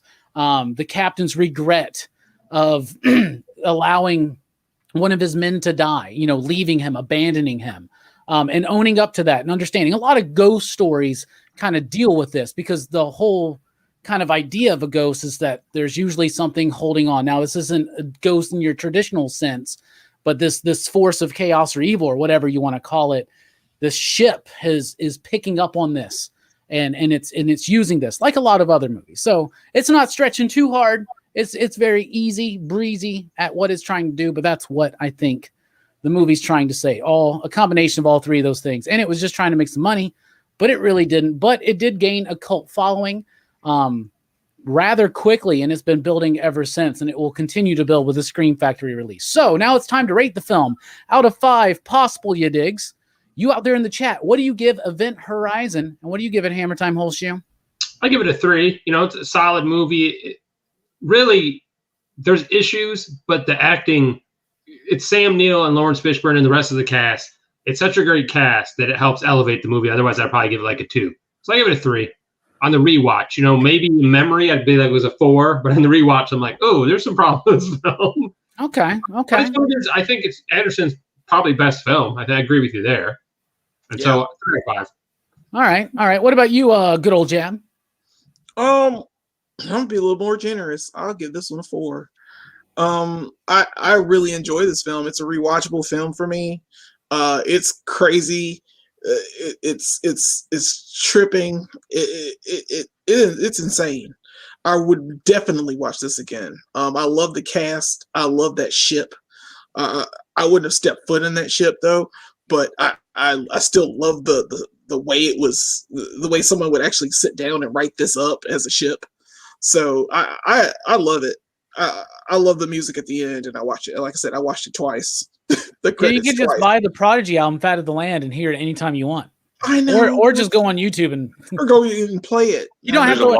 There's a lot of good Prodigy out there. There's a lot of good Prodigy out there. I can just imagine Jelani at home being like, "Man, I really want to listen to Funky Shit by Prodigy. I guess I'll watch Event Horizon." Yeah. Yeah. And I'll watch it again. Fast forward to the credits. Yeah. He has to make it there all the time. All right, 3 from John, 4 from Jelani. What about you, Manuel? I'm just gonna say, Jelani, I'm with you, dude. I used to watch the Goofy movie over and over and over again just to hear "Eye to Eye" by Powerline. So I'm with you, man. I'm with you. Yeah. Now, I'm gonna give this film a 4. Why? Because I fucking like this movie. It doesn't deserve a 4, but I'm giving it 1. There's a lot of holes. There's a lot of problems with it, but I don't give a shit. I'm still gonna watch this on a Sunday if it's on. So that being said, I'm giving it a 4. Nice. What about you, Chaos? 4, and it's because my rating system is more. Did I get bored? So that's why, like Batman versus Superman doesn't get a 4, right? I just got bored in it, and I like the action. I don't have any of the complaints of that. I'm not trying to talk about the Snyder Cut or anything, but in this movie, it was lean enough. It was lean enough and got to the point, and it was what it was. And I enjoyed it. I liked it, and so it got a 4. And all right, that's the whole thing. I like that. That's a good way to base your rating system on. How did I get bored? I like that. Bored. What about you, Dylan? Since you're a critic now, what do you give Event Horizon? I'll give it a 4. Like Chaos and them said, I don't get bored with the movie. So it does have the plot holes. I guess it has some problems here and there, but I think it's still a fun film, and I'm always invested in it, and the characters, really every character being really well done. I would like a little more character development, but it's not a perfect film, but I still enjoy it, and if I like it enough where I'm gonna rewatch it more when I've already seen it multiple times, but I'm going to keep watching it, especially with the Scream Factory. I watched it twice as soon as I got the Scream Factory. So I'll be, if I can rewatch it, it's still good enough. There's movies where I'm like, yeah, that's good, but I'm going to watch it one time and I'm done with it. You know what I mean? So that Dylan's seen Life Force. Speaking of Life Force, which we do love that movie, Toby Hooper, Michael Kamen did the score for that one as well. So that's a good one. I love the main character in that one. All right. Look at you. Yeah. There you go. All right. I'm gonna give it a 4 as well. I'm gonna agree with everybody on the panel except for John. For some reason, he gave it a 3. I'm gonna go 4. It does exactly what a movie like this should do. I love sci-fi in the 90s. But this, to me, is one of the better ones. It's one of the definite better blendings of sci-fi and horror from the 90s. I like it. It holds up. Strong-ass performances from the auxiliary cast and also from Larry Fishburne and Sammy Neill. Larry and Sammy did a great job on this one. So I like it. And it even adds more to it the more I realize that this is could be the prequel to a Mario Brothers movie. So, this could really set up a lot of different universes. You can go whichever direction once they do Event Horizon Point 2. Anyway, so from me, Spider-Verse, prequel to Spider-Verse. It probably already is, and we just haven't pieced it together yet. We haven't found that connection. So I go 4, John goes 3, everybody else did 4. That makes a PCP average of 3.9, 69 dudes. Hell yeah. Let's see what the chat said. And we start with Scarpad. Scarpad says 3. Yeah, but he has bad taste. TM Nerdy says 3.5. Atomic Chungus says 4. Fable with a 3. Kirby with a 3.5. BJ with a 3. 62 says 4 you digs, being lenient because it was one of Anderson's first. Yeah, it was like his third film or something. Scarpad says 3 poked bears. I give it 3 slips. There you go. That's funny. Eric says 3.5. James says 3.5 orbital blowouts. Stefan, missing link, says 3. Eric says 5 for potential, though. So there you go. And Tacky says 5 you dig. Sentimental plus too many people like, what? What does that have to do with anything? Yeah. Anyway, cool. So that is the movie review for Event Horizon and officially ends March Madness here at PCP, but March Madness will continue and completely wrap up tomorrow night on Dylan's Horror Show with Lucio Fulci's Gates of Hell trilogy. That's City of the Living Dead, The Beyond, and The House by the Cemetery. It'll be me, Jay Strick, and Dylan. I'm very excited. I bet Dylan is too. We are taking 2 weeks off of PCP movie night. I know it's sad, but don't worry. We'll be back April 16th. It just so happens to be the Friday before 420, so we're joined by Perry from Perry Comics, and we're going to be talking about Dazed and Confused, one of my absolute favorite movies. So that's going to be fun. We'll be back with PCP Back Chat and Show and Tell and all that stuff after a quick break. You can't leave. Shout out Mike for that awesome thumbnail. She won't let. Don't fucking shout out Mike when I'm saying fucking I'm cutting away, man. What are you doing, man? This is my show.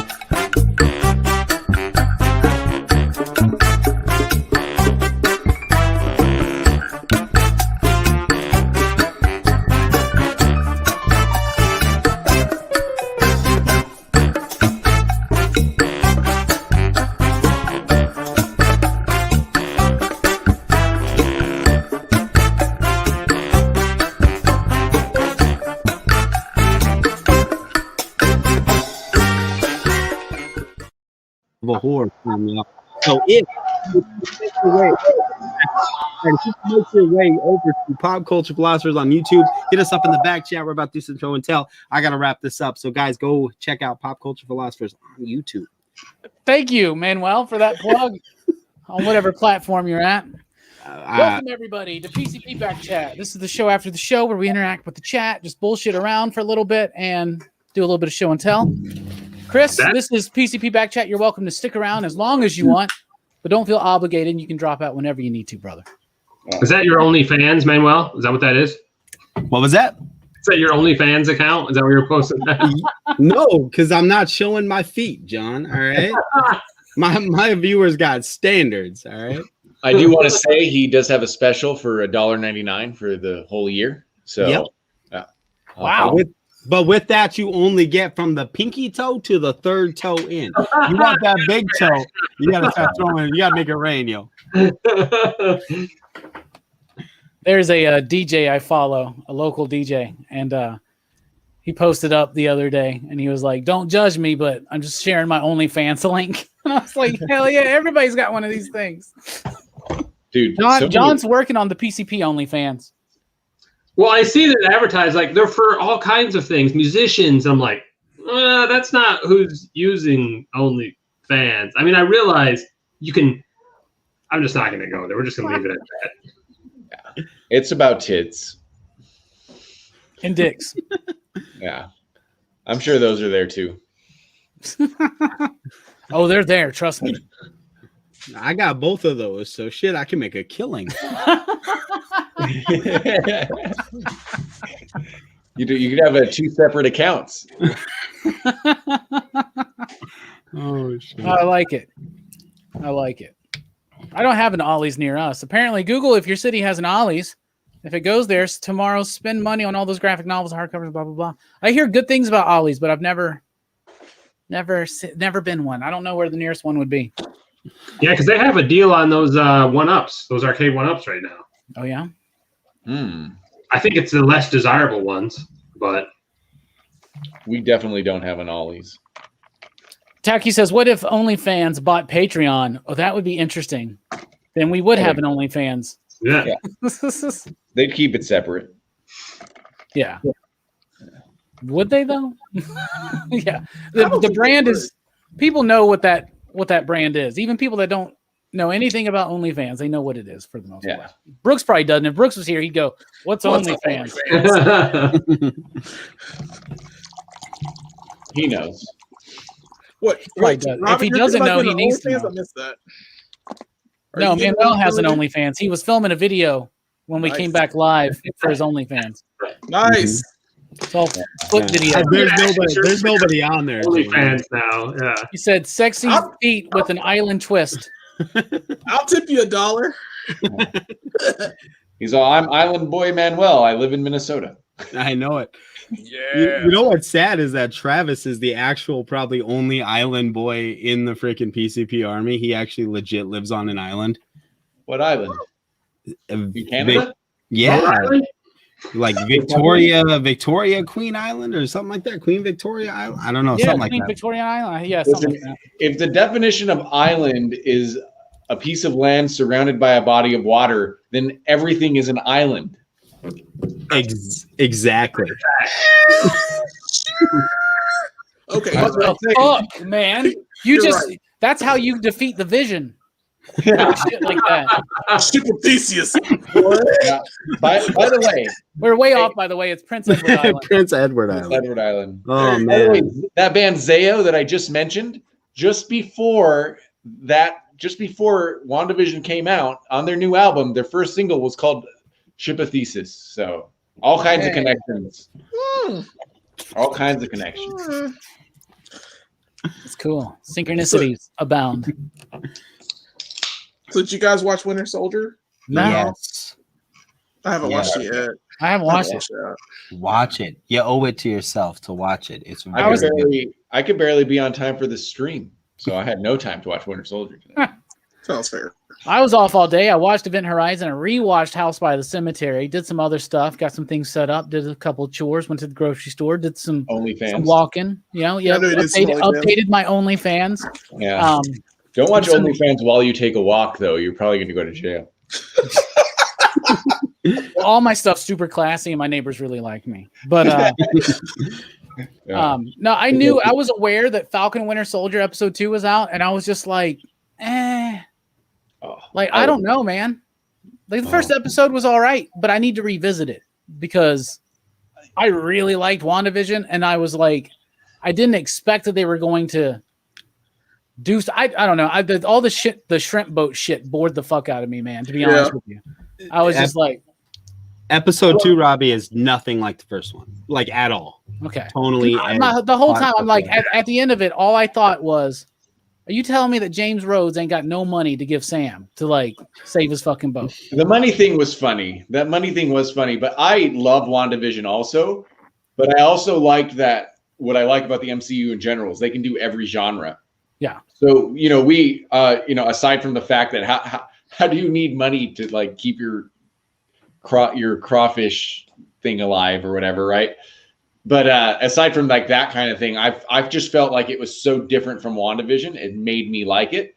Obviously, I'd have to watch all 6 episodes before I really knew. But it was refreshing. As much as I like WandaVision, I'm just going to get a cool action show. And that first action scene, that was theater level action. You know what I mean? There was no Canadian sci-fi CG. Not even a little bit. The whole Canadian fucking SFX world hates PCP now all of a sudden. Don't worry, that's chaos in comics. By the way, I should have said this earlier. Y'all already knew this, but Tomorrow Cinema, Dylan's Horror Show, and Chaos in Comics, links in the description below, and our great mods at PCP have been sharing them as well. So Canada has great practical effects. My Bloody Valentine. There we go. Oh yeah, Bloody Val, yeah, the uncut version, which I now have. Ever, yeah. Well done. You saw the uncut now, so you're not cheated. Yes, I have the uncut now. I would really like to see that one. Yeah, we should maybe next Valentine's Day we can hang out. As lonely dudes watching fucking horrible murder. Hey guys, let's watch My Bloody Valentine together. Drink some wine. Canada also has some really good ginger ale. Yeah. Yeah. Fancy. You can have really good ginger ale. Yeah. Oh, shit, man. I'll be honest with you. Canada Dry ginger ale is pretty cool, but like that stuff in the glass bottles with like that, like feels like it's eating away your esophagus as it goes down. That's my favorite. Oh yeah, TM Nerdy.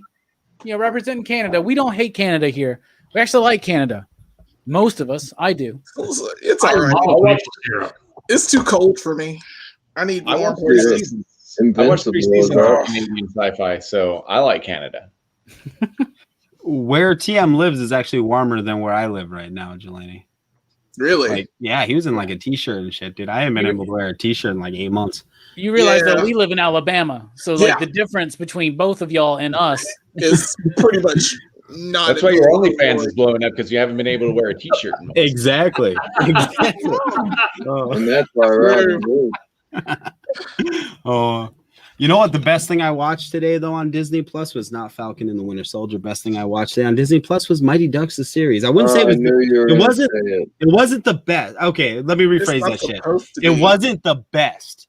It was the most surprising. I watched that and enjoyed the shit out of that show, which shocked the hell out of me. I enjoyed it too, but not more. Does it have Emilio Estevez? Does it have Emilio Estevez? It does, and the way he's in it is fucking stupid. But with all the smoke coming out of that like tractor or the ice machine. I know without spoiling it because I know this is a big deal for people. I, by the way, am a huge fan of the Mighty Ducks franchise. Just so everybody knows. Me too. I love it. Okay, so Robbie, how does Gordon Bombay's story end in Mighty Ducks Part 3? Fuck, dude, I don't remember. I was a kid last time I watched that. You call yourself a fan. I'm about to pull some Mike Styles fucking Star Wars fucking gatekeeping on you. Oh, please gatekeep me from Mighty Ducks, please. Mighty Duck gatekeeping. fucking Gordon Bombay goes to be the fucking coach of like the entire Goodwill USA Games, team, right? Yeah, the entire Goodwill Games. Talent. I just can't never remember if that's part 2 or 3. Is that part 3? That's the very beginning. The 2 minutes that they get him when they're cutting in and out of the credits. That's what he goes to do. In this show, he's like some bum who runs like a failing ice rink. I don't know how the hell they expect us to make that logical jump. Oh, wait, you're talking about an actual show. I thought you were talking about the Mighty Ducks show that was like a cartoon and they were Oh, hell no, dude. No, If it was Duke LaRange in them, it'd have been my best show of the motherfucking where day. they were It's a actually brand new show. Yeah. that. Oh, dude. That's You have it awesome. on That was a card? birthday gift from Robbie and Mike. Oh, That's you have it on awesome. card? Oh, That's awesome. Of course. Yeah, so Of that's course. that, yeah. Of If you're course not it's talking on about card. that, then Very there's nice. nothing better than Winter No. Soldier. That year for John's birthday, we just got him a bunch of shit. We got him a Casey Jones, a Jason, and that. Like 3 things with hockey masks. I like that. I like The hockey. cool thing about that card, dude, is you look through the duck's eyes and it's the decoder. Right? Oh. Isn't it? Oh yeah, I didn't realize that. Look at that. Oh, Is that my on Disney God. Oh, guys, I can decode you guys now. Oh, dude. Oh man, Dude, don't that's decode me. decoding I'm me. all ones and zeros. Yeah, It's right. decoding me. Oh, Hey, dude. is that- I'm so Is the jealous. Mighty Ducks cartoon on Disney Plus? I think have it not. is. I haven't looked. It should I'm be. not I need 100%, to but I look. want to say it is. I need to But watch dude- that and Cowboys and Moo Mesa like I tomorrow. thought that show was gonna The be caveat garbage. is- Though. Oh my I'm god. a Shut little real old. I was a Dino Riders guy. That's my random thing. that Oh, no one- dude. We were talking Me and about Robbie that. were, man, big Oh, time. Yeah, Yeah, good I time. still have some of those toys. Yep, the animated, all the 3 of the movies and the animated's on there. Oh, They got everything. I don't know why they wouldn't. I can watch that. They got them all. Now we know what Chaos is doing tonight.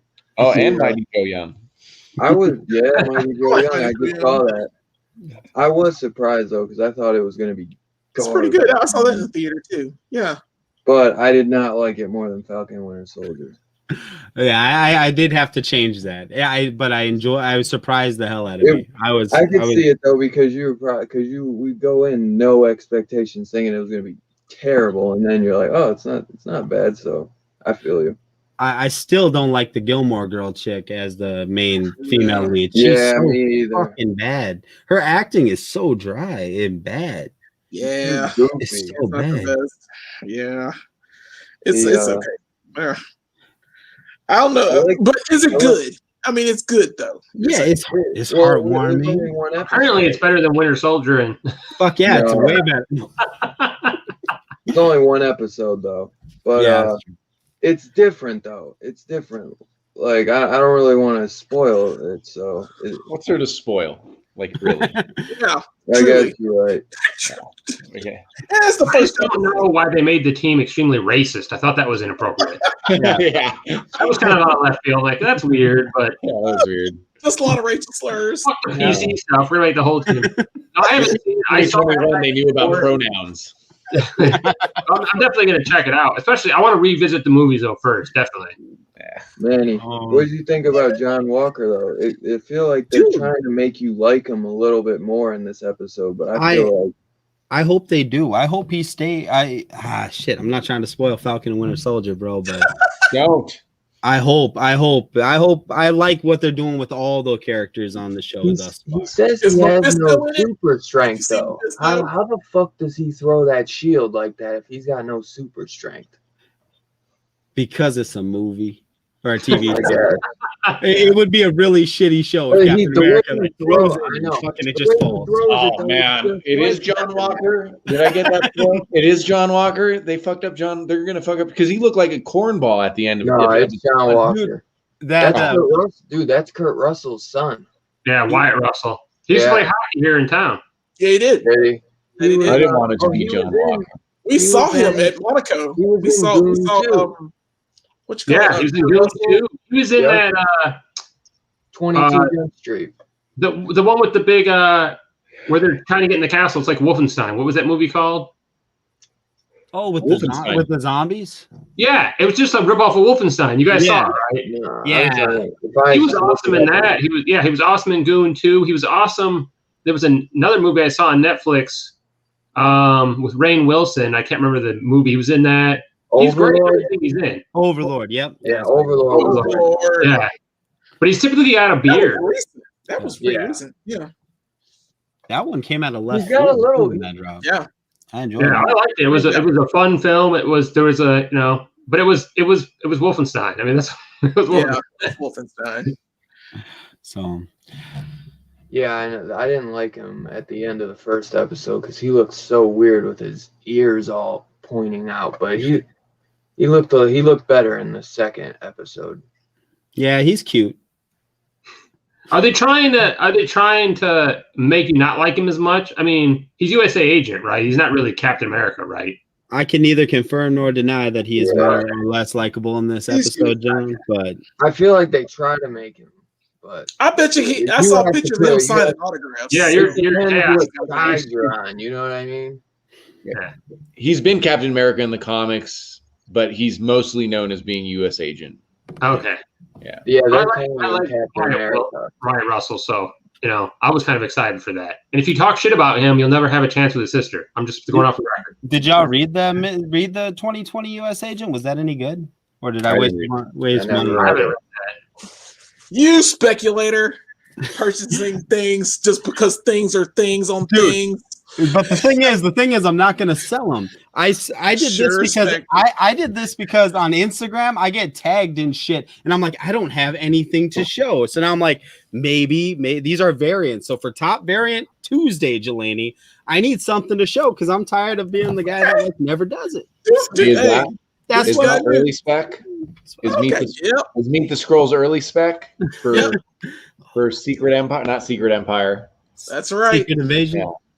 I wanted to read this. I wanted to read it when it came out, and then it looked stupid. And then someone told me it was actually good, and then I saw it for like $8 on eBay. And I was like, "Oh, that's like sort of." I didn't buy it for spec, but I was like, "Oh, that's sort of spec." Yeah, got him immediately. He was like, "Yeah, these will sell nicely when the show comes out." It's spec if it's worth something. Otherwise, I really just want him to read them. Yep. He's like, I hear you. You're an actual comic reader. I get it. Yep, yeah. I love it. I did the same thing with it's from France. Otherwise, it's just sparkling speculation. Sparkling speculation. Hey, listen, I didn't buy Batman Dan because his dick was in it.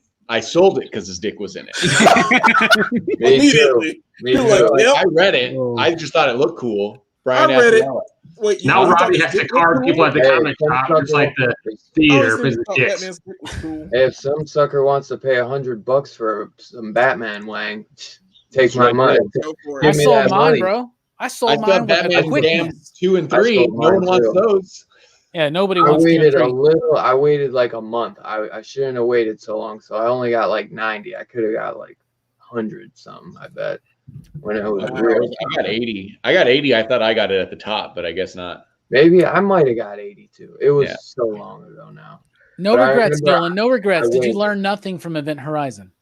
Did you guys? I'm glad I came back and we were talking about Batman's dick. So I try to leave every conversation to his dick. think that's what you were waiting for. So let's take it. I mean, it's like nothing's changed. It's everything. I was talking about Batman's dick Grayson, and Delaney brought up his dick. So I didn't bring up his dick. It's just Batman.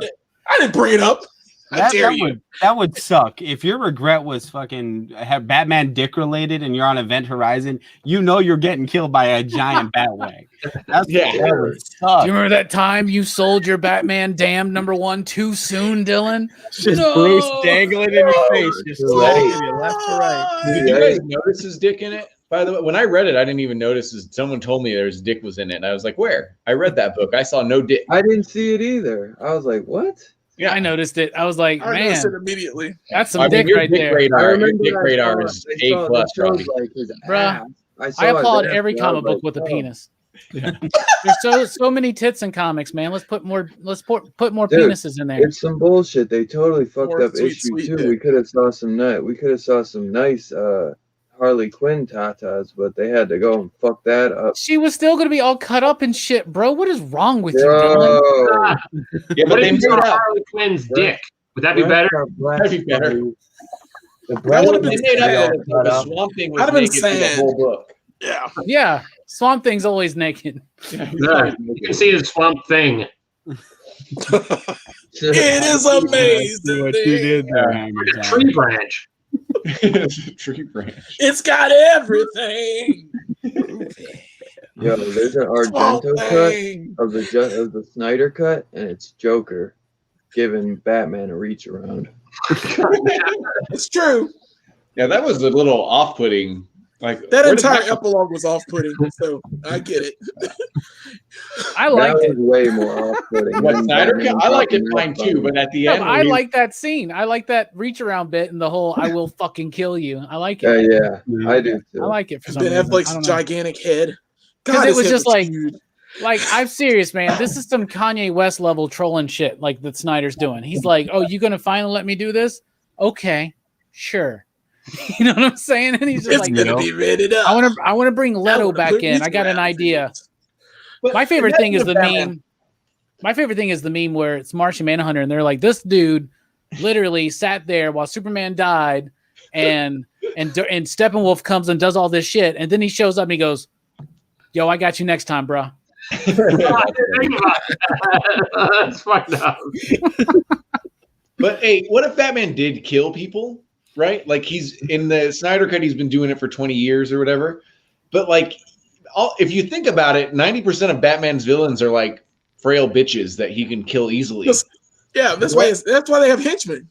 Yeah, and they have henchmen and stuff. So if he actually killed people, Gotham would be the safest place in the world, because as soon as he was in the same room with Joker or Riddler or Penguin or Harley Quinn, or maybe not Poison Ivy, she's a little powerful, maybe not Killer Croc, but almost every other character, once he went face to face with him, he would just kill him. Yeah.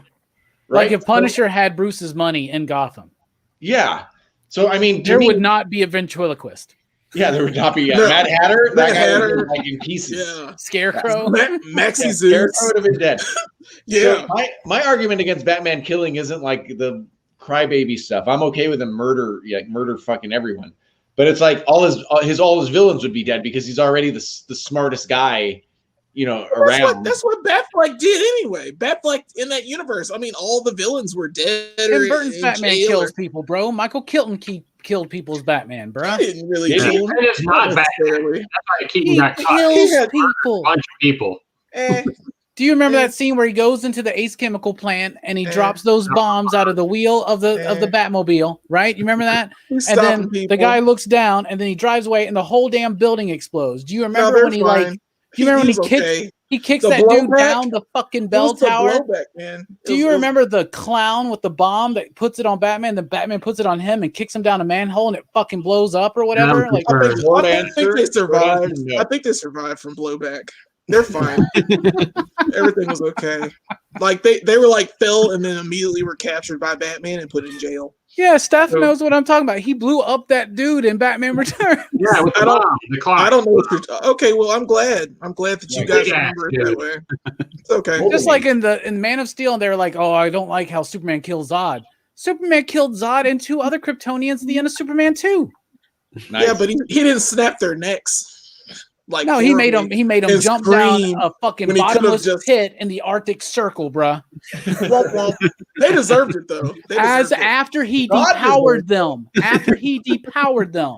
Yeah, because he wrapped him around with that, like Ibrahim said, that fruit roll up that he had on his chest. That's fine. That's more of an inconvenience. That's more of an inconvenience. Isn't that they kill? Is that if Batman and Superman actually killed, like we would be in the safest world ever. Like it wouldn't, you'd have no movies. And then they'd be like, "Oh, since I can kill so easily, now I can kill anybody." So I'll kill the president because I like your views. You'd have the person. Man, I don't Superman. Well, this guy smells funny, so I have to kill him. Now. You would have Earth 3, right? Where you have like the world's smartest man is their hero, Alexander Luthor, and he's trying to you would have Uprising. There would still be conflict. It would just be different. Yeah, it'd be that. And then you'd have to kill him. And then where's the killing stop? When does the killing stop? That's right. Batman who laughs. And it starts all over again. Yeah, it's true. Yep. That's true. I like it. I'm cool with it. Anybody watch Invincible? I haven't watched that yet either. No, I need to watch that. It was good. I heard it was good. Is it on Amazon? Yeah. I need to read it too. Okay, I'll watch it. I got 3 issues in this morning while I should have been working. So all the complaining I did about having to work late and being late to the stream, I mean, I did read 3 issues of Invincible at work. So There you go. yeah, Not too shabby. Yeah. Right. Seemed pretty good. See, when you read the first 3 issues, by the way, this is why I'm so careful about when I read, like not just sticking my nose up at a number 1. If I don't continue to buy it, maybe, that's a different story. But like reading the first 3 issues of Invincible, it's like, it doesn't feel like anything that special, but if everyone says it, it's one of those things where if everyone says it's special, I'm going to like go through it just to know. Yeah. And then I could also watch the cartoon. I have only read the first 12 issues, and that was like way back, like when there was only 2 trades out. I read them, and then I just never stayed caught up.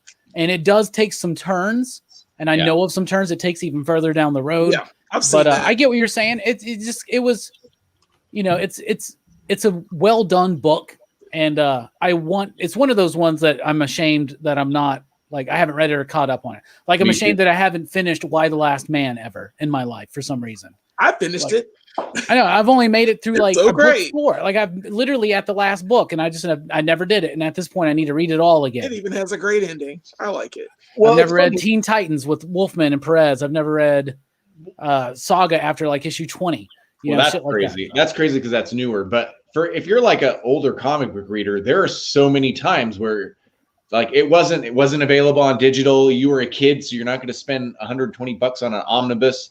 Like a lot of my favorite series is I have giant holes where I didn't like Sandman's my favorite ever. I did finish it, but there's a big chunk somewhere in the middle I didn't read, like little spots, just because when you're a kid, you sort of bought it whenever you could, or you got them in the dollar bins. There was never this like today there's pressure to finish the thing that you read. So I have finished Saga, but I was reading that as it was coming out in trade and they were cheap. You know what I mean? Yeah. But I mean, some of my favorite stuff that I say is my favorite, I've actually not read beginning to end, or I've read it in weird orders because I was reading it when it came out and stuff. So.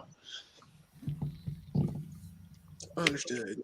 Yeah. So, I mean, I haven't finished a lot. And Why the Last Man is another one like that. So is Fable that I really liked. And I've read like, I started reading it like issues like 35 or 40 or something. Same with Immortal Hulk. I started reading that way late, so. Yeah, Fables is another one. I've only read like the first 4 trades of that, and it was back in like the 2000s when I did it. I did take like a 2-year break for a while there, and then I came back, got caught up. I remember that I was working at a movie stop, and Mike came in to buy a movie or something. He was wearing a Red Lantern shirt, and I was like, "What's that? A Red Lantern?" And he goes, "Yeah, you don't know about the Red Lanterns?" I was like, "What the fuck's a Red Lantern?" My mind was like, "What the." A Red Lantern? He's like, yeah, it's based on rage. I was like, rage? What? And he's like, yeah, because there's a whole spectrum. And I was just like, you gotta be fucking kidding me. So I came back. It was in the middle because I was reading. I remember reading all the 1 year later stuff, post Infinite Crisis, and I fell out for a minute. I had a girlfriend at the time, and I remember falling out for like a year or 2. But it was like the only time I've fallen out. How cool would it be if I had a Red Lantern? That must have been some good, you know what? That'd be awesome. Is Shut there a Red fuck up, Dylan. I was just young and didn't know that there would be good, you know what, throughout my life. Yeah. I'm joking, but for real. Oh shit, let's talk about that. Diamond. Marvel left Diamond. Oh yeah. Smart. What'd you say, job. Chaos? I thought we were going to talk about Private Parts. The movie? Howard Stern, huh? Oh, that is gotta be done, bro. I mean, they got divorced anyway, but it was a good movie. I remember watching Private Parts like in the theater and being really disappointed that it didn't have more nudity. Because that was like, I went there to see like an unedited Howard Stern show, basically. Really? Yeah, I was the 90s, bro. I was a teenager, man. I was a teenager. Yeah. It was on E. It was on E, bro. It was edited on E, bro. That's where I used to watch that shit.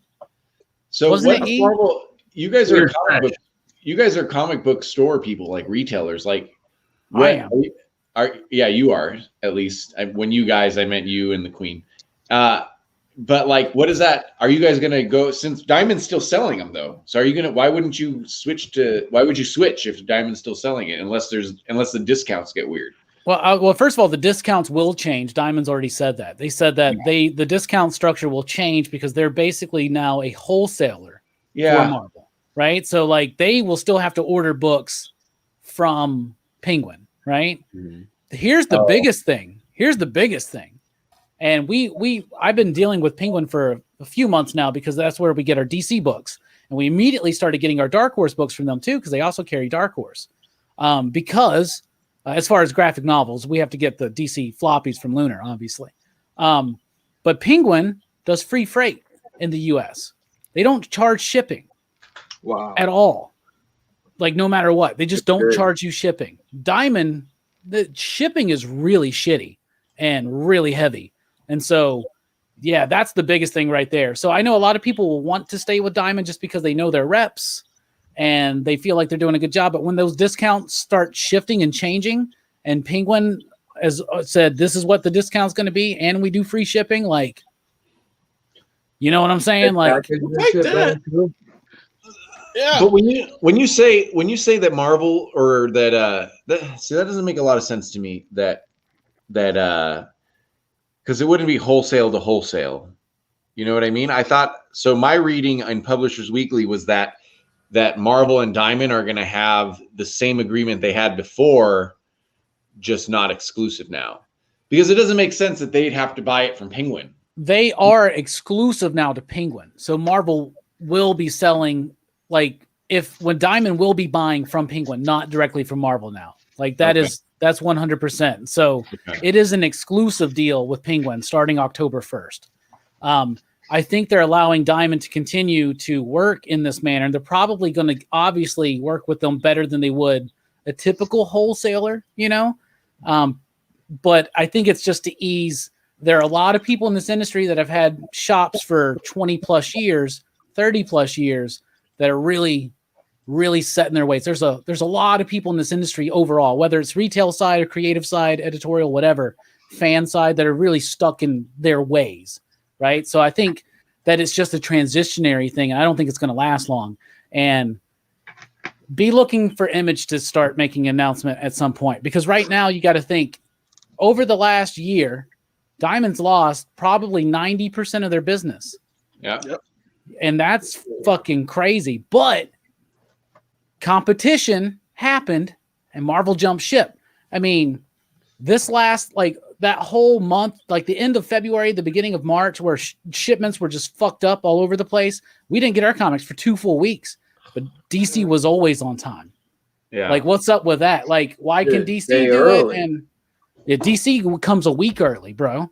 Oh, we have next week's DC books already. Like, we get them super early. Don't they do it like Wednesdays? They sell them on Tuesday. But we usually get them like the Wednesday or Thursday before release date. Okay, wow, that's crazy. Yeah, it's going to be weird. Penguin's also weird though. So I've ordered books from Penguin and they send them all in a nice box and they're shipped well for the most part. But then they'll send just one and it's like in a vacuum sealed cardboard fucking envelope. They haven't been damaged yet, but I don't understand why not, because they're literally just in a little, like a cardboard envelope, just like sealed in there. They're the hardest things to open. Have you found any shrimp in those comics yet? No, but I did look through my Cinnamon Toast Crunch and we're all good. So that's weird because I put shrimp in your Cinnamon Toast Crunch. You didn't find it when you were there when you were here the other day fixing the computer? Yeah, whole shrimp. They were alive when I put them in there. I did buy some whole shrimp today, some shrimp cocktail stuff, and I have Cinnamon Toast Crunch, man. Maybe I'll do a weird stretch and just mix it all together and take a picture of it and throw it away. I'll be like, you eat it, man. You're supposed to eat it. And we're on PCP food. Let's put shrimp in things that don't belong. Let's eat it. I like how Justin posted that in the PCP Army, and you were all like, "I'll never eat General Mills again," and I'm just like, "Fuck that! They're the best cereal company ever." That's just. So there were rat droppings, and there were shrimp. There were shrimp tails. That means at some point in this process, a fucking mouse got in this box and just brought all of its shit in there with them. Eating some shrimp got in there and took a shit and then died. That would be very impressive. Delicious shrimps. I think if it legitimately happened, it happened at the retailer somewhere. I don't think it happened at General Mills, to be honest with you. But I'm a Kellogg's boy. We talked about this. It was a sealed bag. It's a sealed. That means it didn't look. The one he opened, the other one he opened didn't look like it was factory sealed. It was a sealed bag. What, they opened it and then kept it open when he opened the box? No, man. Shit like this happens, bro. It had 2 bags because it was like the big family pack they got from Costco. I hope that doesn't happen to me. I don't think that was sealed up. To answer Fable's question, I don't think that the indies can keep Diamond going. So, well, if Image left, that would fuck them. That would be their. Here's the thing, though: is big Image is number 3. They are nothing of the market share compared to DC and Marvel. Yeah, like Image is small fish compared to those two. I agree. I think Image alone could keep them afloat, but if Image left, I think they'd be fucked. I don't think so, bro. I really don't think so. They were already dropping warehouses and laying off. Oh, really? Yeah, bro. That's what's been happening. They closed their whole warehouse, their Memphis warehouse. Yeah. And that happened at the same time that the weather happened. And they kept saying that it was the weather that was affecting it, right? Mm-hmm. But when we got their 2 weeks of shipments, they were all mixed together. It's not like they had this shipment already ready to go. Like it was pretty weird, man. Yeah, but whatever. I don't want to speak too much on the internals, but I don't like Diamond. And now that they've gotten some competition, this is a big deal, man. Marvel dropping out. We'll see, though. We'll see. Yeah. As Link said, they about to be the next blockbuster.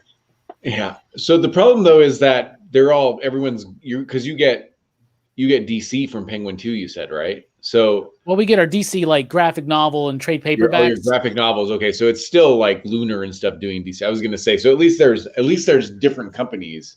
Well, the thing is that the thing with a lot of shops now is, though, for instance, think you got a retailer that's been in business for 20 something years, and they've always just had to order all their comic stuff from Diamond, right? Yeah. And now they got to do Diamond and Lunar. Yeah. And now they got to do Diamond, Lunar, and Penguin. And now they got to do Diamond, Lunar, Penguin, Scout, maybe. If they want to carry alternate, they got to go directly through them. There are, like, for some people, that may be too much. You know what I'm saying? Like, and there are some retailers that are not cool. One shop in my town, that guy doesn't even take credit cards. So he's probably like, I'm fucking mad. I don't want to do this. No shit, right? Yeah. So he's old. I don't know. We'll see, though. We'll see how it pans out. But it was shocking because it was just like less than a year ago when Marvel's all like, we back the comeback. We're standing strong with Diamond. Fuck DC. Remember, they were like, we're on sale on Wednesday. They did a whole line of variant covers for some reason. Those are terrible too. Like, they were secretly that's the worst shade ever. And then those covers got expensive. Did they? That's so stupid. It's so stupid. But it is what it is. Hey, we got Tony Horton in the house saying station. Hey. What's up, Tony? Hey. What's up, isn't that like a food place, Tony Horton? That's Tony Romo. No, you not sell Tony Romo. ribs, Tony. You sell ribs. I'm ribbing him there. Bada bing. So what's up, Manuel? What do you want to talk about? You've been quiet. Any thoughts on the Diamond thing? Yeah. I don't know. To myself. No, because I honestly, I'm not. I go to my shop and I buy my books. Where they get them from is a very little interest to me. Like I only have one shop, like like 2 hours, within an hour probably from me. So I don't really have any option. I'm gonna go there and I'm gonna say, hey, did you guys get my Radiant Black? Oh, we forgot to order it. And it's gonna come in and it's gonna have a big bend in one corner of it. Like that's just the life I lead, man. Do you get a subscriber discount at your shop? Do I get a what? A subscriber discount? No, I don't. What? That's the biggest thing. I think if people stick with Diamond and they're this reseller, that I think you're not going to get the books for less than cover price. You know what I'm saying? At some point in time, they've got to make some money somewhere. If you're a reseller, if you're a middleman, you always are in danger of going away. That's just how it is. And if you're a shop that's in competition with another shop or other shops in your town, and we've seen this in the 90s, right, Jelani? Like you wind up in this subscriber discount battle. And then all of a sudden people are like making no money on comics, just trying to get customers over from the last one. And then like everybody goes out of business. Yep. That's exactly that's why I was torn for most of the 90s. I order at least half my books from Gmart because the discount's too good. You know, anything I don't want to be super current on. And I 2 hours and one comic store, that sounds like I would move probably, because I have Vegas is less than 2 million people. I probably have like 13 comic stores I can go to across. Wow. Yeah. See, maybe 10, something like that. I need to go to Vegas. My shop is like a Magic card shop. Like that's like the entire retail space is dedicated to like Magic cards. And then the co-owner likes comic books. So I got like 12 feet of comic space. And then like a 4 foot thing of trade paperbacks. But they're hungry for the business. They appreciate the business. And it's the first time that I've had a comic book shop in my town in Minnesota. So I really want to support them. And so that's where I've been buying all my books. But also like TFA, I get a discount there on stuff I order, but then I gotta pay shipping. So like my one Michael Cho variant cost me $12 freaking when it actually came to me. So I was like, Gmart's free shipping once you get to $85. It's just the website sucks. Oh, that's but okay. I've gotten used to it. I want to ask you a question though, Manny. You are Island Boy Manuel. What in the fucking reason could you have from leaving an island and moving to like rural Minnesota? Oh, see, this is easy chaos. I never lived on an island. Oh, okay. No, my father is from Guam, so I'm a first generation mainlander. Mainlander. So I grew up in San Francisco Bay, and Sunnyvale, California, and then my mom is from Minneapolis. So I came here to help her move when she moved back here, and then I met my beautiful wife. And I just never left. Oh, station. So I've been here back to California. You know what? I wanted to until everybody in California started moving out to Texas. So now it's like that's true. Now it's like here. Hey, it's so expensive, dude. They're all moving here too. So I see some thriving Pacific Islander group, whatever you want to say, population in Las Vegas. It's huge out there. They call us the 9th island or the 10th island. However many islands are in Hawaii, we're the other one. I see some conversation in the chat about DC's price hikes. Bleeding Cool reported that the price on some of the Batman and Joker started going up after post solicitation.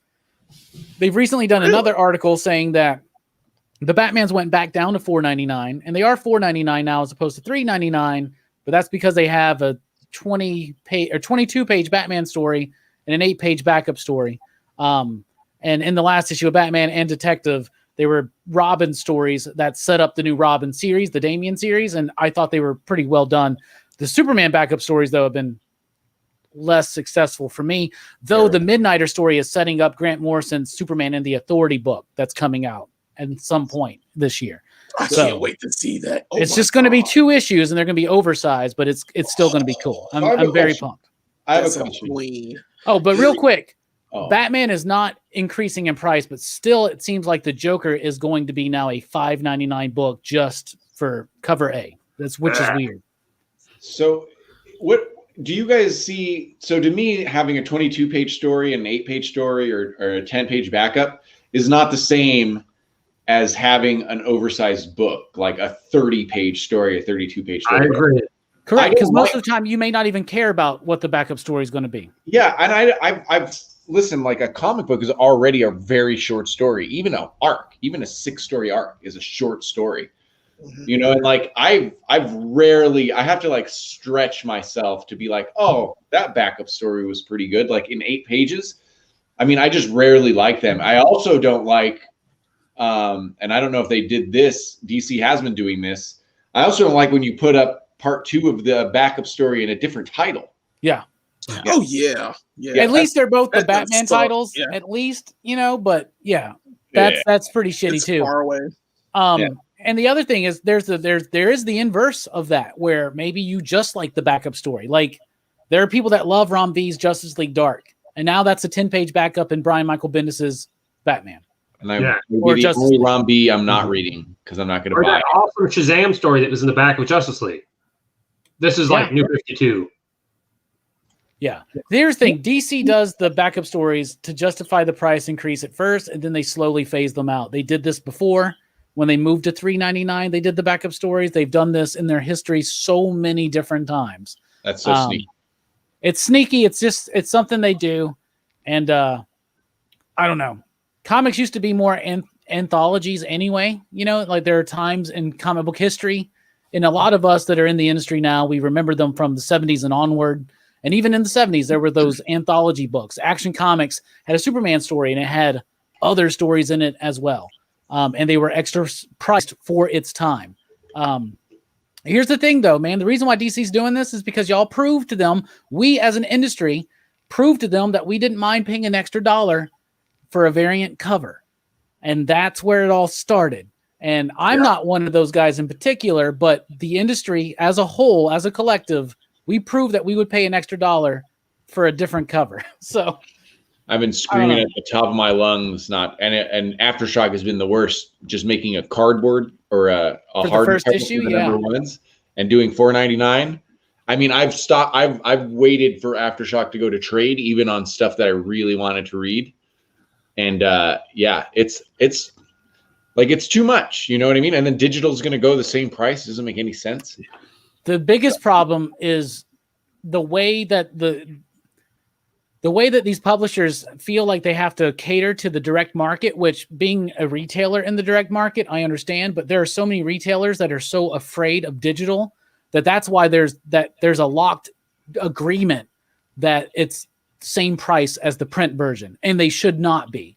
Like, if digital is cheaper, it's not going to turn, like, the majority of the collecting industry are not going to just go to digital. Some people may, but maybe they'll just get more into it. And most people I know that are really severely mostly into digital, that leads them into physical collecting because they eventually want to buy the absolute edition of Sandman or whatever. That happens to me all the time. And also people know about Hoopla. People know like how good a deal DC Infinite and Marvel Universe are, so the options are still there. And Marvel Universe is going to 3 months, not 6 months now. So you'll be even able to read that stuff quicker. So, I mean, to me, they're actually losing a little bit of money on digital, because there are times where I would buy the book if it was $2 on digital, like to keep, just because I'm on YouTube or just because I talk about comics so much, that I would read it. But it's hard to spend for. And especially an indie, like if my shop didn't get it,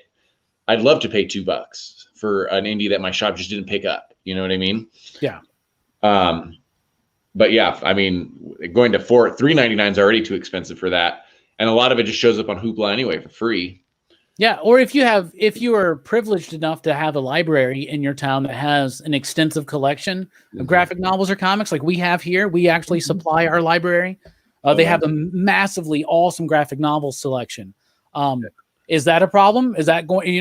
Do retailers need to freak out over that? No, the more people that have access to reading comics, either free or cheaply, that will lead more people into the industry. And maybe they won't collect floppies, but who cares? There are people that just collect omnibuses. There are people that just collect Silver Age. The industry needs all of this. There are people that just collect whatever key collector tells them to collect, and they don't even fucking read it. But it doesn't matter, because every type of collector is all integral to this damn industry. So we don't need to just keep focusing on one type of person, I guess. And to be fair, the book industry did the same thing. I mean, like if you buy a new book digitally, like an actual book, prose book, it's the same thing. They're way too expensive also, right? So there is like a deal, like don't cut us out. So yeah. And maybe we need to relinquish that, because it's two different markets. People that will read digital comics are not the same people that will read physical comics, and there is crossover, and there's people like me and you, Chris, that will do that. Yeah. And we also know that there are people that when we say we read digital, they go, "What the hell?" Whoa. You look at my house. Trust me, I love physical media. Okay, it's okay. Yeah. At a certain point, we gotta conserve some space too. Listen, I don't want to pull out a comic book at the strip club. I'm just going to read it on my phone. You know what I mean? You're there for the chicken wings, Yeah. Right.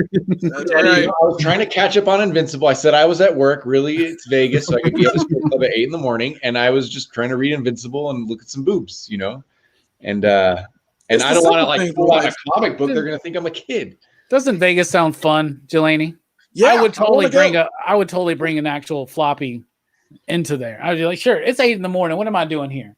I mean, if you bring a floppy into a strip club, then maybe you need to go to a different strip club.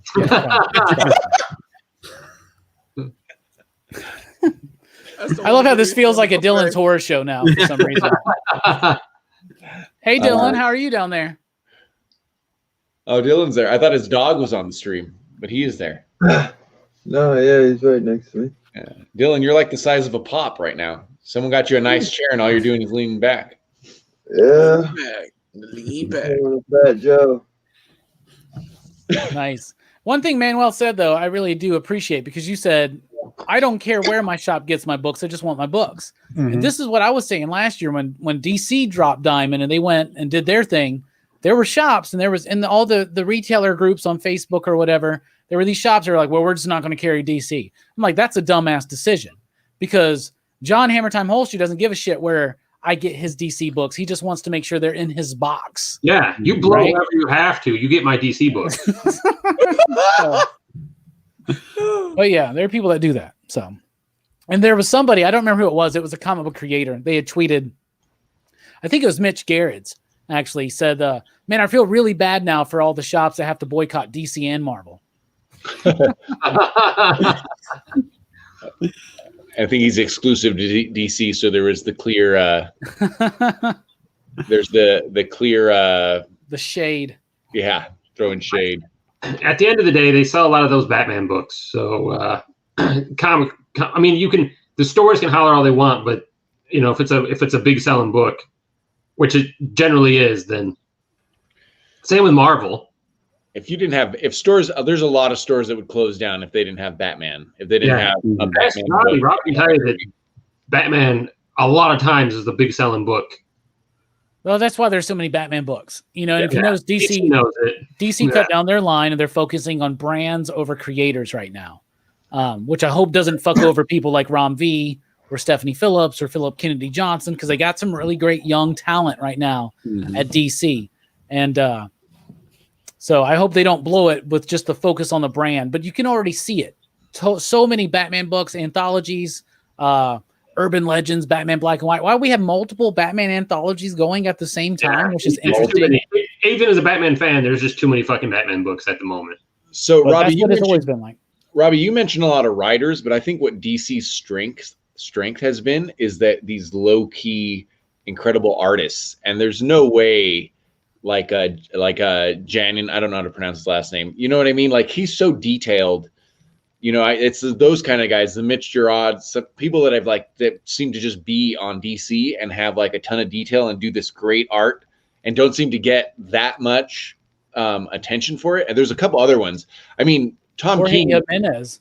Yeah, Jorge Jimenez. So I mean, basically everyone that works with Tom King. Tom King basically gets to choose the best artists, and so all those guys, and that's what I'd be afraid of, because like a writer can actually, like a good writer can carry, 4 books a month if they really wanted to. I mean, Tim Seeley says he's feeling good when he's doing a book a week, essentially, right? And a writer could do that, but an artist can't. And I think DC has done a pretty good job where Marvel goes, well, I have these and I'm more of a Marvel guy, but there are a big chunk of Marvel books like Runaways and Ms. Marvel and stuff that are just like cheap anime style art. Yeah. You know what I mean? Mm-hmm. Yeah.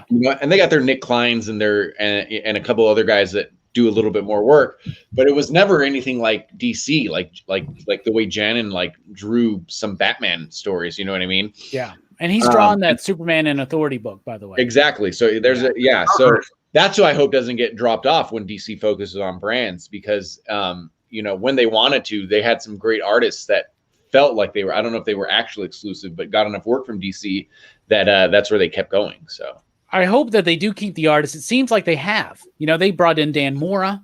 I think Dan Mora and Jorge Jimenez are great. Now, when they focus on the brands, and they're thinking of that more of a visual medium. So it's less about basically is like Marvel's kind of use their creators, their writers as a petri dish of ideas for development. And DC is away from that now. They're like, we're just going to focus on the brand. And I think they're more focused on the art. And I think artistically, they are now and have been for the last several years way stronger than Marvel across the board as far as art, as the art goes. And I also think as far as story goes, and even line-wide direction, even though they've, they get accused of doing reboots, and they just did Death Metal, now they're doing Infinite Frontier, they did Future State, now they're doing this, now they're right. But at least there's a direction, and it seems like everybody's kind of together on the same page. Whereas at Marvel, it's like, I think Hickman's doing great stuff at the X-Men, but even in the X-Men books, there's some that are, there's some that are, and there's some that are great. It's tougher line wide for me to say that, because seems to be a lot of cornball stuff. I mean, there's cornball stuff in Marvel too, but like, I mean, is DC doing something like Immortal Hulk? Like, is there a Daredevil level book there? Like a real, where DC really makes it for me is like Black Label stuff. Like, I was about to say, like, where's Marvel's Rorschach? Where's Marvel's Strange Adventures? Where's Marvel's? So that's the Black. That's what I'm saying, though. Like the diversification of the line, as far as a line, even if you just look at the continuity based stuff, Marvel to me doesn't have a cohesive continuity. There's stuff going on with the Phoenix and Avengers, and then you got the X-Men stuff, and you got the King in Black stuff, and none of it feels cohesive. Right now, DC to me feels cohesive. But it doesn't matter, because all that really matters is singular books, and if they're good, and if they resonate with you, and if you like them. So I don't know. We'll see. Anybody watch that Suicide Squad trailer today? Yes. Yeah. No, yeah. Dude, King Shark, bro. Manny, tell me what you thought about. Oh, by the way, that's Sylvester Stallone is the voice of King Shark. Yep. Yeah, that's King Shark. I'm so excited. Jelani's doing the bit really well. I love it. Manny, what do you think about that Suicide Squad? I thought it was good. I'm growing to really like John Cena as a comedic actor. He knows what sells. He's kind of like Dwayne Johnson in that way. They don't need to do anything other than what works for them, and I like that. I've been fooled by trailers though before. Like I remember watching Fat 4-6 like first trailer and thinking, hey, this looks all right. So I'm not gonna jump full bore into it, but I trust James Gunn. I think he's got a good tone. I think he knows how to do these movies, these types of movies, these team ups. So I'm cautiously optimistic. I think Chaos is watching it right now. I'm super optimistic because it's James Gunn, and I'm like, dude, Slither, okay, yeah. Slither alone. We're not even going to talk about the Guardians of the Galaxy. Slither. This is James Gunn. This is the man who wrote a screenplay that was there goes Jelani, wrote a screenplay that was directed by Snyder of a remake of a George Romero film that should have never have worked and was awesome. Okay, James Gunn. I'm so freaking excited. That trailer blew me away. It made me think of Whole Shoe because he's like, you can eat a bag of dicks. And he goes, if this whole island was filled with dicks and say I had to eat every single one for the cause of liberty, I would do it without question. Like, that shit cracks me up so much, man. And he's got a TV show coming. Yes, the Peacemaker TV show. And I guarantee you the first character to die is Nathan Fillion's character, right? It's just so funny. But, dude, it looks great. It looks fantastic. And I'm excited when Harley was in it because I've become a Harley fan all of a sudden because it seems like, I guess, Margot Robbie's awesome. Yeah, well, bringing in some fresh voices at DC and some great artistic talent and doing some different versions of the character, I've become a Harley fan over the last several months. And I love the Birds of Prey movie. And when I saw this and that bit where she's like, oh, you were coming here to save me? Well, I can go back in. And then, like you said, King Shark, bro. Yeah. We had a real good plan, too. How can you top Groot, James Gunn? King fucking Shark. Right. Tell us what you thought about it, Dylan. Stallone. Dude, I liked it. I'm not trying to get too hype for it, but I mean, I trust James Gunn. I mean, dude has like never failed me. You know, I mean, he knows what he's doing. And I mean, he gave us he made Guardians of the Galaxy popular as hell. I mean, to be honest, nobody really knew who the hell they were before James Gunn. I mean, I know there was maybe comic book fans that did, but he totally elevated them, and I'm hyped for it. I think he's going to add that horror. I mean, obviously you saw it with King Shark. I think there is going to be some elements of some horrific shit going on. Bruh, and Starro fucking Yes, Starro yes. is the villain? I love Starro, dude. Dude, James Gunn knows what he's doing, man. He like knows he knows what the fans want, and he's gonna give it to him because he's like, no one else has the fucking balls to do this shit, but I'm gonna do it. You know. What about you, John? What do you think about it? I think it looks amazing. I think James Gunn getting fired from Disney, from Marvel, was the best thing to happen because obviously they've got back together. They're getting along now, so he's doing the next Guardians.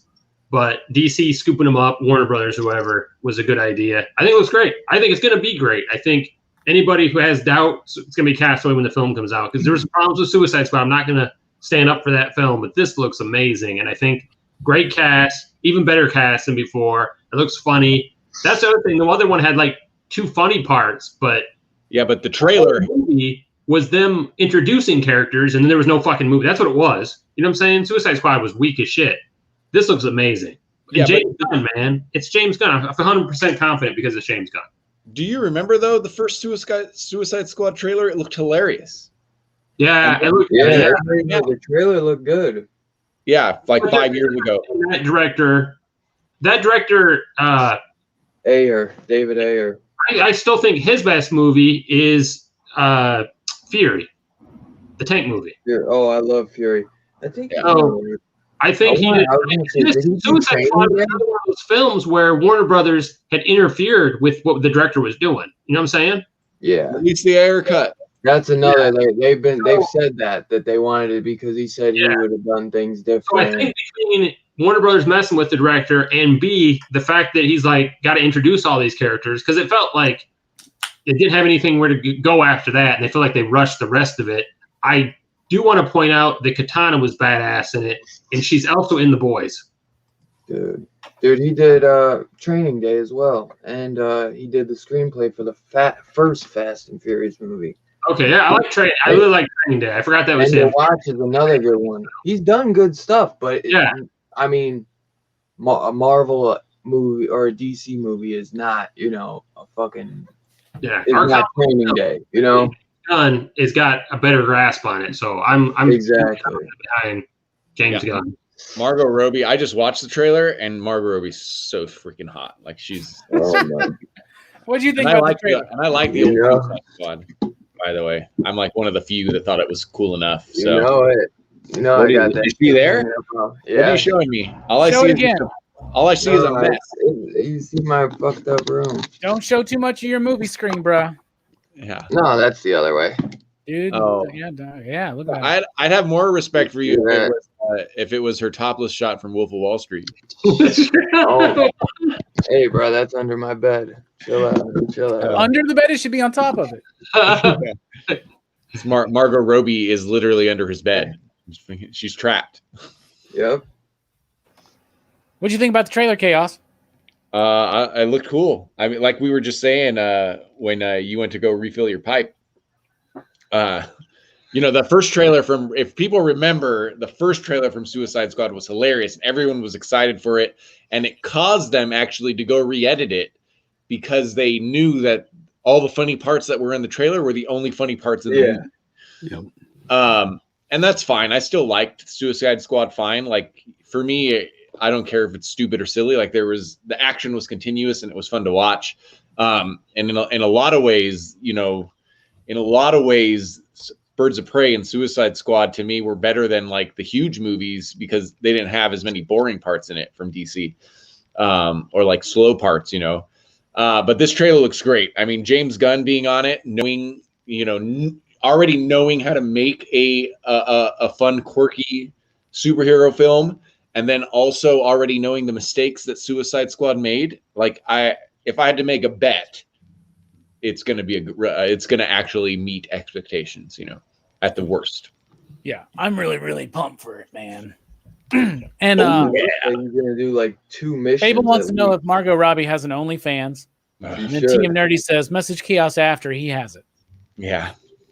So there you go. But don't stop, supporting PCP's OnlyFans just because. No, I know what you're saying, though. That first Suicide Squad trailer, like when they leaked the Comic-Con footage, in the very earliest days of PCP, literally our first year, we did like this shitty video where we were reacting to it, right, John? And we were losing our fucking minds. We were like, this movie looks fucking awesome, man. And yeah. Hey, Delaney's back. The first film was okay. So there's parts you can pick out that are okay. I don't think it's total trash, but it didn't live up to the hype. I still haven't seen it, man, to be honest. Which one are y'all talking about? Suicide Squad. Yeah, I still haven't seen the original one. I guess I should watch. Maybe that'll be my trash. Maybe that will be my Sunday morning. I made the mistake of going to the fucking theater with Delaney and seeing it. It's fucking trash. Yeah, I remember John was so mad. Mike bought that ticket. All right, Chaos. I don't know if you're aware of this, but Delaney absolutely detests Ben Affleck, right? So, like, any movie with Ben Affleck as Batman is, like, ruined to him. And John ruined the entire Snyderverse. I was going to enjoy it. John loves Ben Affleck and loves Ben Affleck as Batman. He made the mistake of going to see Suicide Squad with this guy, and apparently it was a horrible experience, right, John? He cried for hours. Oh, my God. Especially when Affleck was on. He's only in the movie for 2 fucking minutes, but Jesus. Delaney is the biggest drama queen in the middle of the theater, packed full of people. I'm not the worst. Was that Affleck? That was Affleck Batman? Yeah.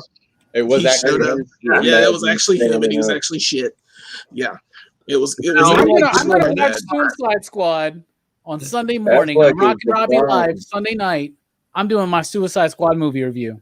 You're gonna be like, I loved it. You were great. The story cut was so great. I am not looking forward to it, bro. Let me tell you. There are parts that are good. There's some great cast. Katana's awesome in it. There's decent parts. It's not the worst. It's just not the best.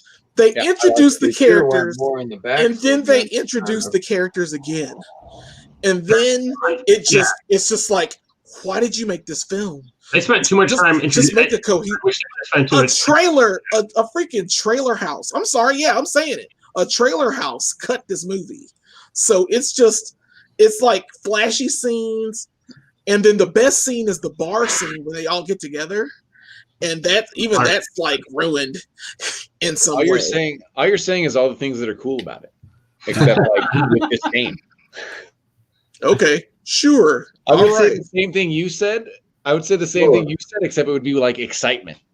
It's like there's a bunch of flashy scenes, and there's this bar scene, and no. It sounds like the way I just watched it again, like maybe 2 or 3 weeks ago. I don't remember the reintroduction of it. Willingly. I like it. 4 out of 5.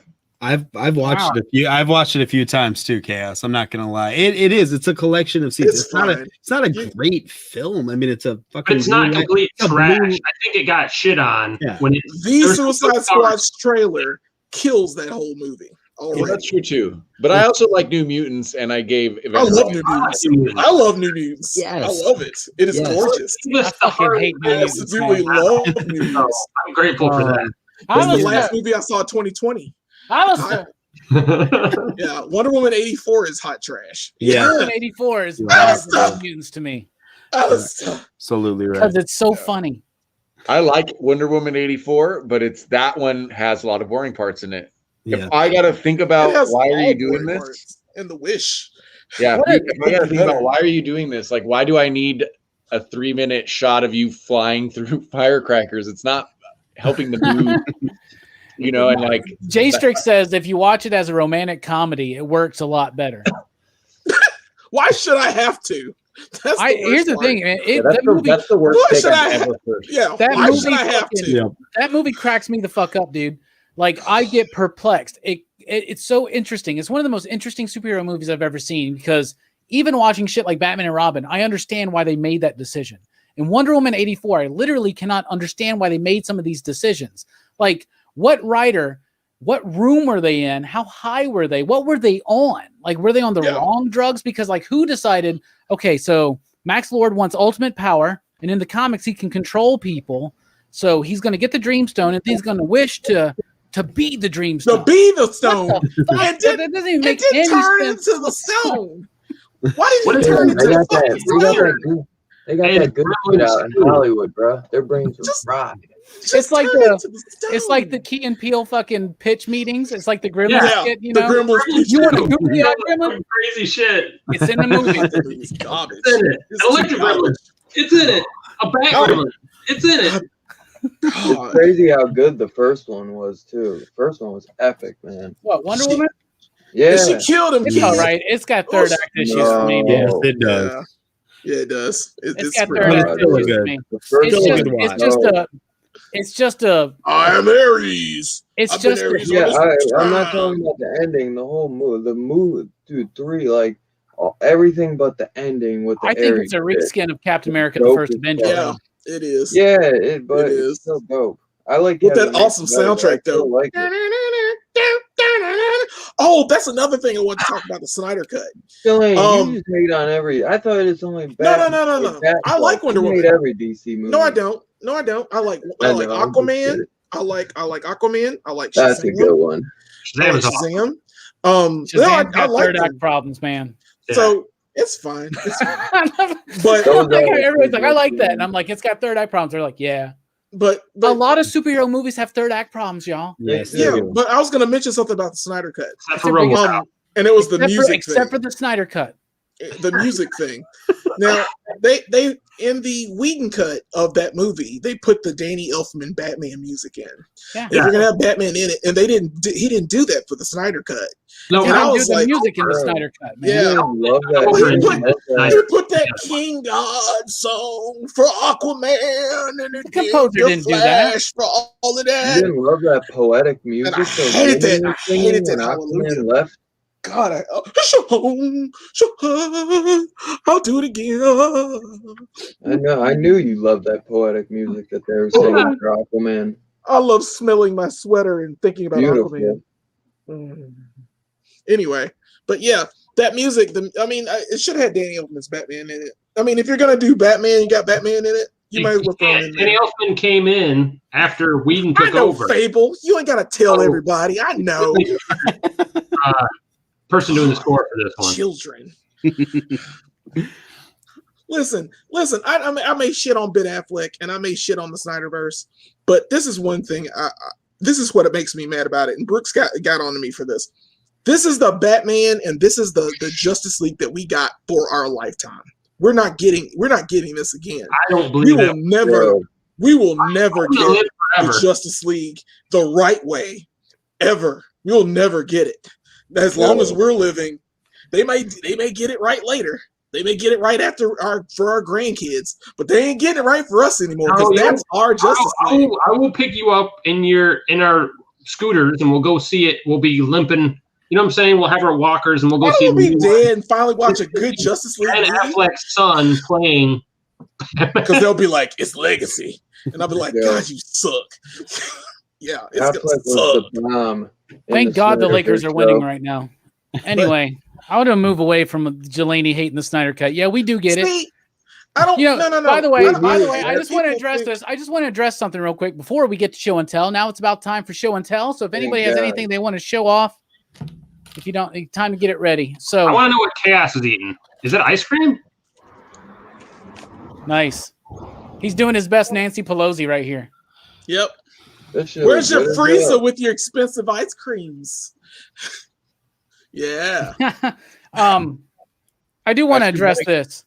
We lost some people in the PCP Army because of the excessive shit posting that Jelani and a friend of ours was doing on the Snyder Cut. Here's what I have to say about this. This is going to be my final thoughts on this. When Wonder Woman 84 came out, all we did was shit post memes about Wonder Woman 84, and we were all cool with it. So if Jelani and Finley, now here's the thing, we get it. You don't like the movie, but some of these memes are really legitimately funny. But I'm just going to say this. This is the thing.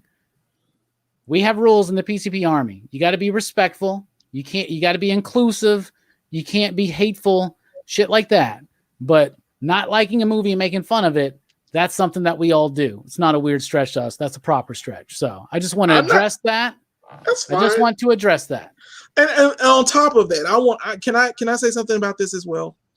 Everybody sees me as the guy that hates Ben Affleck, and that's not how I see myself. I see myself as I hate the guy. He's terrible. He's a terrible human being. I disagree. Stop saying that, bro. He is. You ain't got to like bring him up personally. If I met him, if I met him, I'll tell him to his face. But that's beside the point. And by the way, everybody, big news: we just booked Ben Affleck on the show for May. Awesome. awesome. Yeah, I he's can't just be there. canceled. He's coming on But my show the instead. reason, yeah, but I like movies. I loved movies. I enjoyed movies up until they announced Ben Affleck was Batman. That's it. And I lost friends, I lost people, and I was like, just because I don't like it, that's fine. But then everybody's like, oh, this is the guy that does this. That's fine.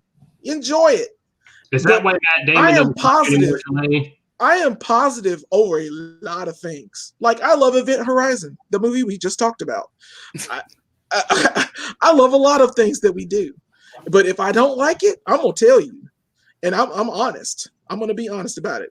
I'm going to be honest. Delaney's also a little bit of a troll, just so you guys know. So it's okay. And I was a professional hater for a very long time. But it's all right, man. I'll do a whole show dedicated to a tostada or a chalupa, so it's okay. You never know what's going to happen here. By the way, we are getting close to 10K, everybody. We're less than 50 to 10K. Finally, subscribe. We got the expo coming up in 2 weeks. 2 weeks. So we can talk smack there it's too. Just sneaking up on us. If you're going to be at the expo, and if you're there on Sunday, 3 p.m. is going to be the time of the PCP panel station. So there you go. Tomorrow night, March Madness concludes over at Dylan's Horror Show. Link in the description below. We're going to be talking about Lucio Fulci's Gates of Hell trilogy. And you guys know we've been weird stretching. I have been weird stretching about Italian horror for so long. I am so pumped, Dylan, to finally talk about some Italian horror. And next week, no PCP movie night. We're taking 2 weeks off, but when we come back, it's Dazed and Confused, and Perry from Perry Comics is going to be here. Super, super excited. All right, show and tell time.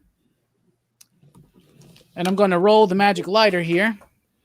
And it tells me that Dylan is up. Dylan, show and tell. Show us what you got. Well, you look kind of like you're about to fall asleep, so I want to wake you up. I don't really have much to say. Hello. You got the sexy one. Yeah, we're talking about Robbie earlier. This is way sexier. Yeah. Sure, I got the extra sexy one. Yeah. Awesome. I was very But she's really cool. She's really detailed. I feel like it doesn't show the justice on camera, but we've gotten demonetized already. Because of the sexy gremlin. I was gonna open her, maybe show her without her bra, but I didn't want to get. Whoa, you can take the bra off? Weird stretch. I don't think. I don't think you can. Maybe. I like how he's looking. He's trying to figure it out right now. Do it. Freaking do it. Like, who didn't buy that Angela toy back in the 90s and look up the skirt, right? It's a bad stretch, but we all did it. We all got to admit it and move on. Get better. I'm going to say no. Get a glimpse, guys. Get a glimpse. Yeah. Oh, but I got this is why we're on PCP, not Dylan, Robbie. You got to understand this. Stop weird stretching. You won't be able to tell, but I got this. It's a comic book. Holy shit, you got a comic book? Adaptation movie, The Empty Man. This was a good movie. This was a really good movie. I want to talk about it on a live stream eventually. Put it in an envelope. Put it in an envelope like old school Netflix with a postal stamp and send it to me, and I'll watch it and send it back. Yeah, I'll just buy you one, bro, and send it to you. Is that a DVD? $4. Yeah, that's the only way you can get it. I told you. It's on Blu-ray. Oh, that's a DVD. Never mind. Scratch that, bro. It's the only way you can watch DVDs. You can watch the 4K on Amazon. So I messaged Ross Ritchie and I was like, DVD has more films available than any other format. But not new films. It doesn't make any goddamn sense. Dude, I highly recommend the movie though. It's $4. He's like, shut the fuck up. I'm trying to talk about the movie. Yeah, well, I'm used to that by now. You guys always talk over me. Motherfucker. Damn, Dylan. Why you gotta do us like that, man? Oh, you're so right, dude. We apologize. I'm just kidding. I'm crying now. I always talk over you guys. I don't want to hurt your feelings, dog. What a sad way to end your show and tell, but all right. Well played, station. We love you, Dylan. I showed these before though, but for with the King Kong versus Godzilla coming up. Nice. Scarpad sent me these. So that's stupid. Nice. Hell yeah. Dude, Scarpad does a lot of good for you, man. Yeah, dude, that's my dude, man. He sent me these after after that, and he still said he's sending me. He's not asking for pics in return, is he? Jeepers Creepers. Yeah, it was gorgeous. Oh, Yeah. Is that the Criterion? Nah, it's a DVD. Okay. I think he's got that big Criterion set, bro. I think Dude, that thing's so obnoxiously large, man. That big book, yeah. Yes, I want to get it. That is I want to gorgeous. get it, but I want the I like to have both the Japanese and US versions, and that doesn't have them. It just has the Japanese. I used to have a Criterion DVD of it that had both. Dude, learn Japanese. It's not that hard. The original's way better though. It's a completely different film. Well, no, dude, I'm saying, say if I'm just bored, like I'm fucking around and doing shit, I like to throw on a little kaiju movie, and I'm not going to be reading the subtitles while I'm reading a comic book. You could just throw that on. Japanese. Yeah, Well, I should. watching the American version, Godzilla King of the Monsters, it's fun to do. Yeah, that's why. That's really it is a fun stretch. Yeah. Which we call a proper stretch. Both. We're trying to by the way, me and Jay Strick are trying to normalize the phrase proper stretch now as an inversion on weird stretch, so that you have weird stretches and proper stretches, because stretching is good and good for the soul. Speaking of stretching, Jelani, show and tell. Show us what you got, motherfucker. Show us what you got. All right. Well, I got a lot of like I normally do. God damn, you always have a lot. Yeah, I do. I'll start with my Transformers. I'll start with my Autobot. I got Grapple a few days ago. And I love this one. I need to get Inferno now because I've seen Grapple. But he is so clean. He transforms into the Grapple car truck thing, but he's amazing.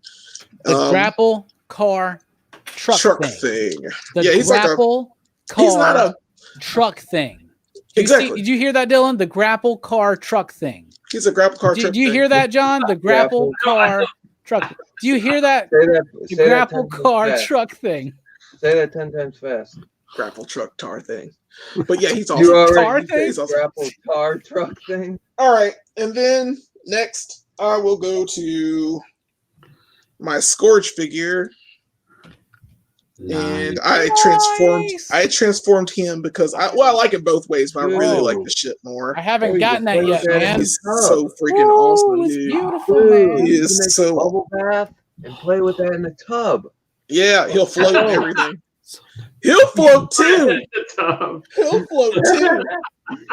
And with him, I also got Rubber Dove Delaney in the tub. Nice. Mine hadn't come in yet, man. Yeah, I'm so happy I got this in. Yeah, I got this on eBay for cheap. I missed the pre-order, man. But he looks amazing, and he looks amazing transformed too. But like I said, I love the ships. So he is awesome. He should be bigger. He should be like a leader class. You gonna hang those, Jelani? I might. I'm thinking about it. I'm gonna buy. Cool.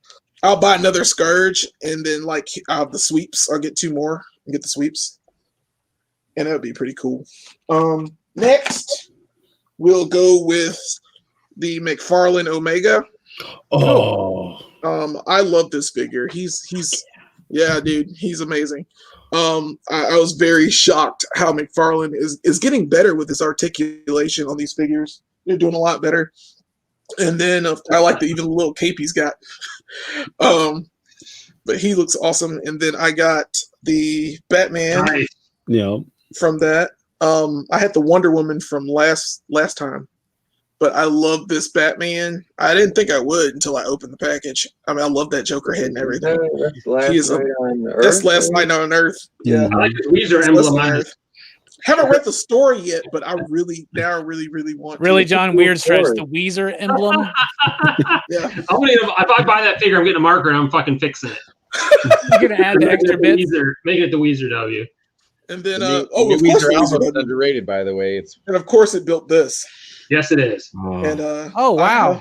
I love the way he looks. Oh shit, that's a big figure. The Scarecrow comes with fucking it. fat, bro. He's a big fat one. Yeah. That thing's got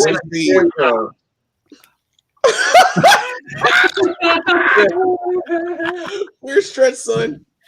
But yeah, I like the detail of all of it. He comes with the Scarecrow, and the Scarecrow's Dude, is that Vader Bane from Batman and Robin? He's so fat. I don't know, he's so fat. Yeah, he's a little bit fat. That's last night. Yeah, he's been eating some sandwiches. He's been eating some ice cream and sandwiches. Yeah. With And then on his back. Another big one. This one I'm very happy I got. Oh God, this bad boy. Oh, nice. Oh my. This is the immortal rampaging Hulk. It's the rampaging Hulk.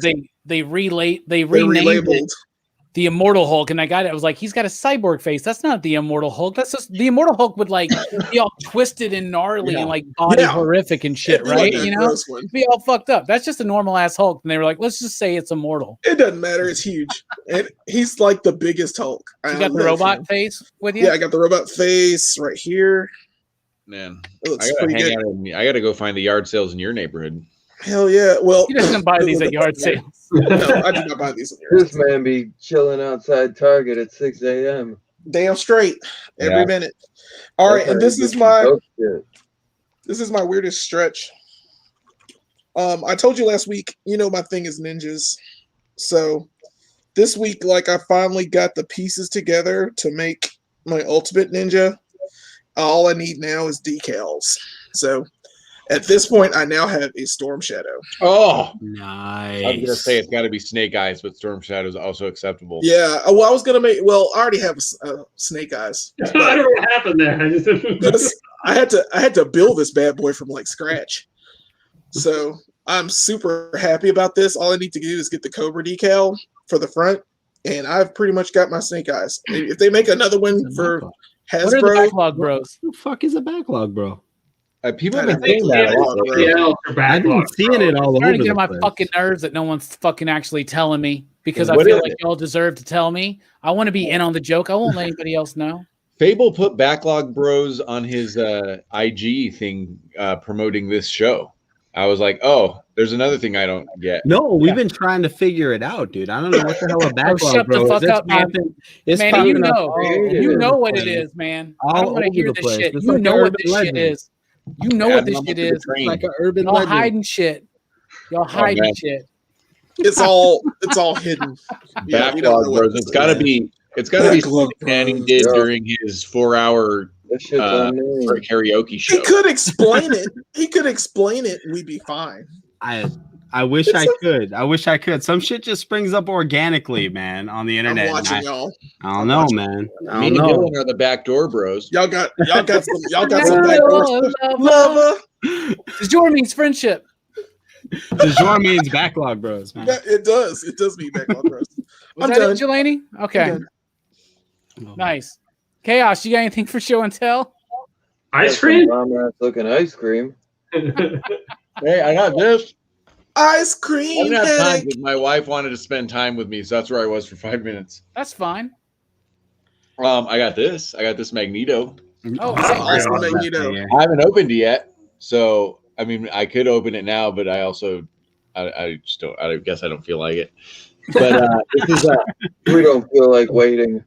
Yeah, exactly. So this is the Legends series, and this is the Hickman. I was a little bit disappointed by the Hickman Legends. But I did get Magneto, and he has like cool faces and stuff. What the hell? Like 5 helmets. Well, no, that's part of the Build-A-Figure, which is the Tri-Sentinel. Yeah, the Tri-Sentinel. I thought he had more than one head. I thought there was another head sculpt on here. No, he does. He only has the one. Oh well, fuck it. I'm throwing this shit away. Yeah, it's okay if you have the '90s version, you'll be fine. Wow, that's recycling. Don't put that in the recycling bin. No, wow, that sucks. You see what you see? I just noticed that Chaos changed his fucking his name down there.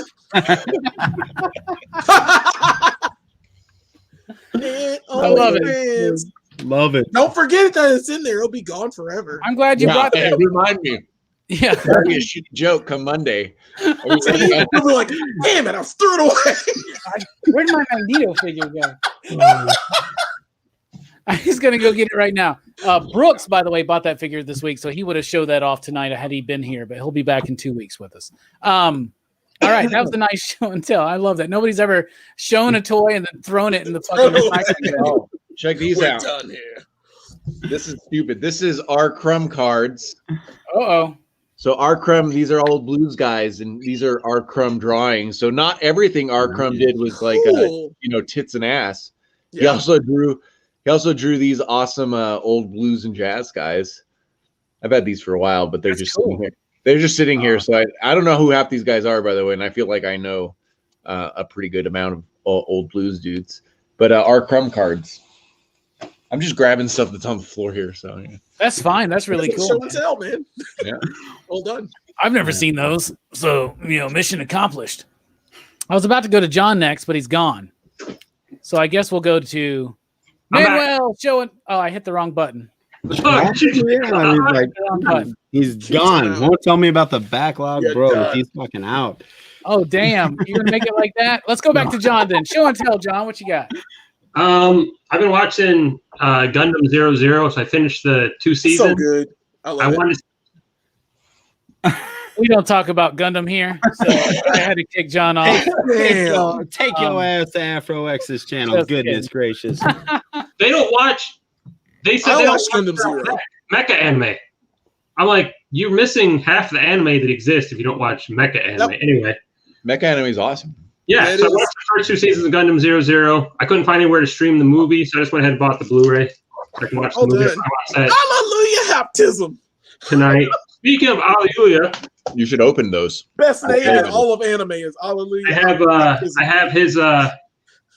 Nice. He No. turns into a jet. Does it turn into a jet? Yes, it does. So I'm gonna build that probably That's next what's up. week. And this week I'm Curious. building Exia, which is Setna's. How do you say his name? Setsuna. Setsuna.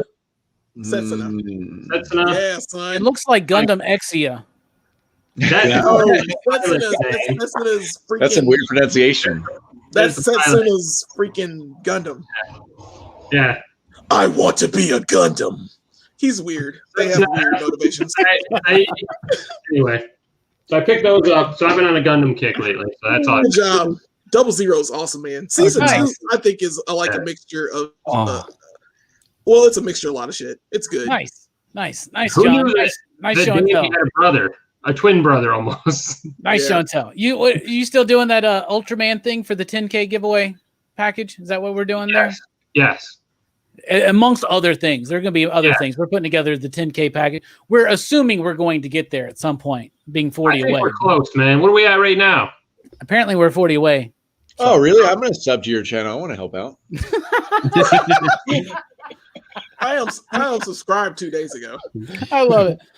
I love it. I love it. Like Dylan today was at $7.99, and he goes, "Dude, I'm at $7.99." I was like, "Am I subbed to Dylan on both of my channels?" And I wasn't on one of them, so I subbed up and I made him 800. Then he was like, "Dude, I got to 800." It's like, "Yeah, I made a post in the PCP Army." I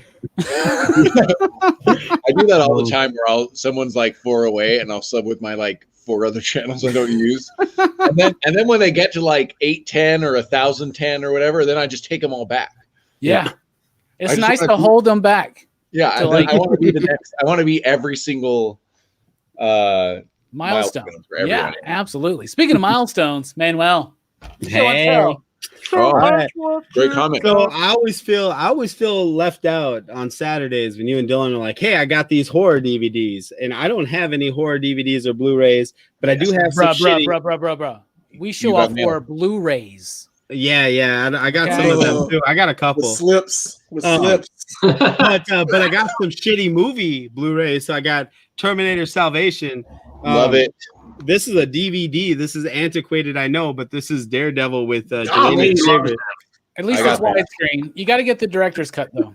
I got Even more Wolverine garbage. Origins, and then my one slip is the Amazing Spider-Man 2. Bruh. Look at Jesus. that shit. Why'd Look you at get that shit. slip Look, on Dylan, he's got the garbage? slip. He's got the slip, He's got Dylan. the slip. Yeah. Slip on garbage. Weird slip. And y'all about the NECAs too on Saturday, and I ain't got no NECAs. So I bought one of these NECA blind bags for $9.99. Uh-oh. Dude, And let's see. It Nice. turns Look into at a this Funko blind Pop. bag. That feels like a great price.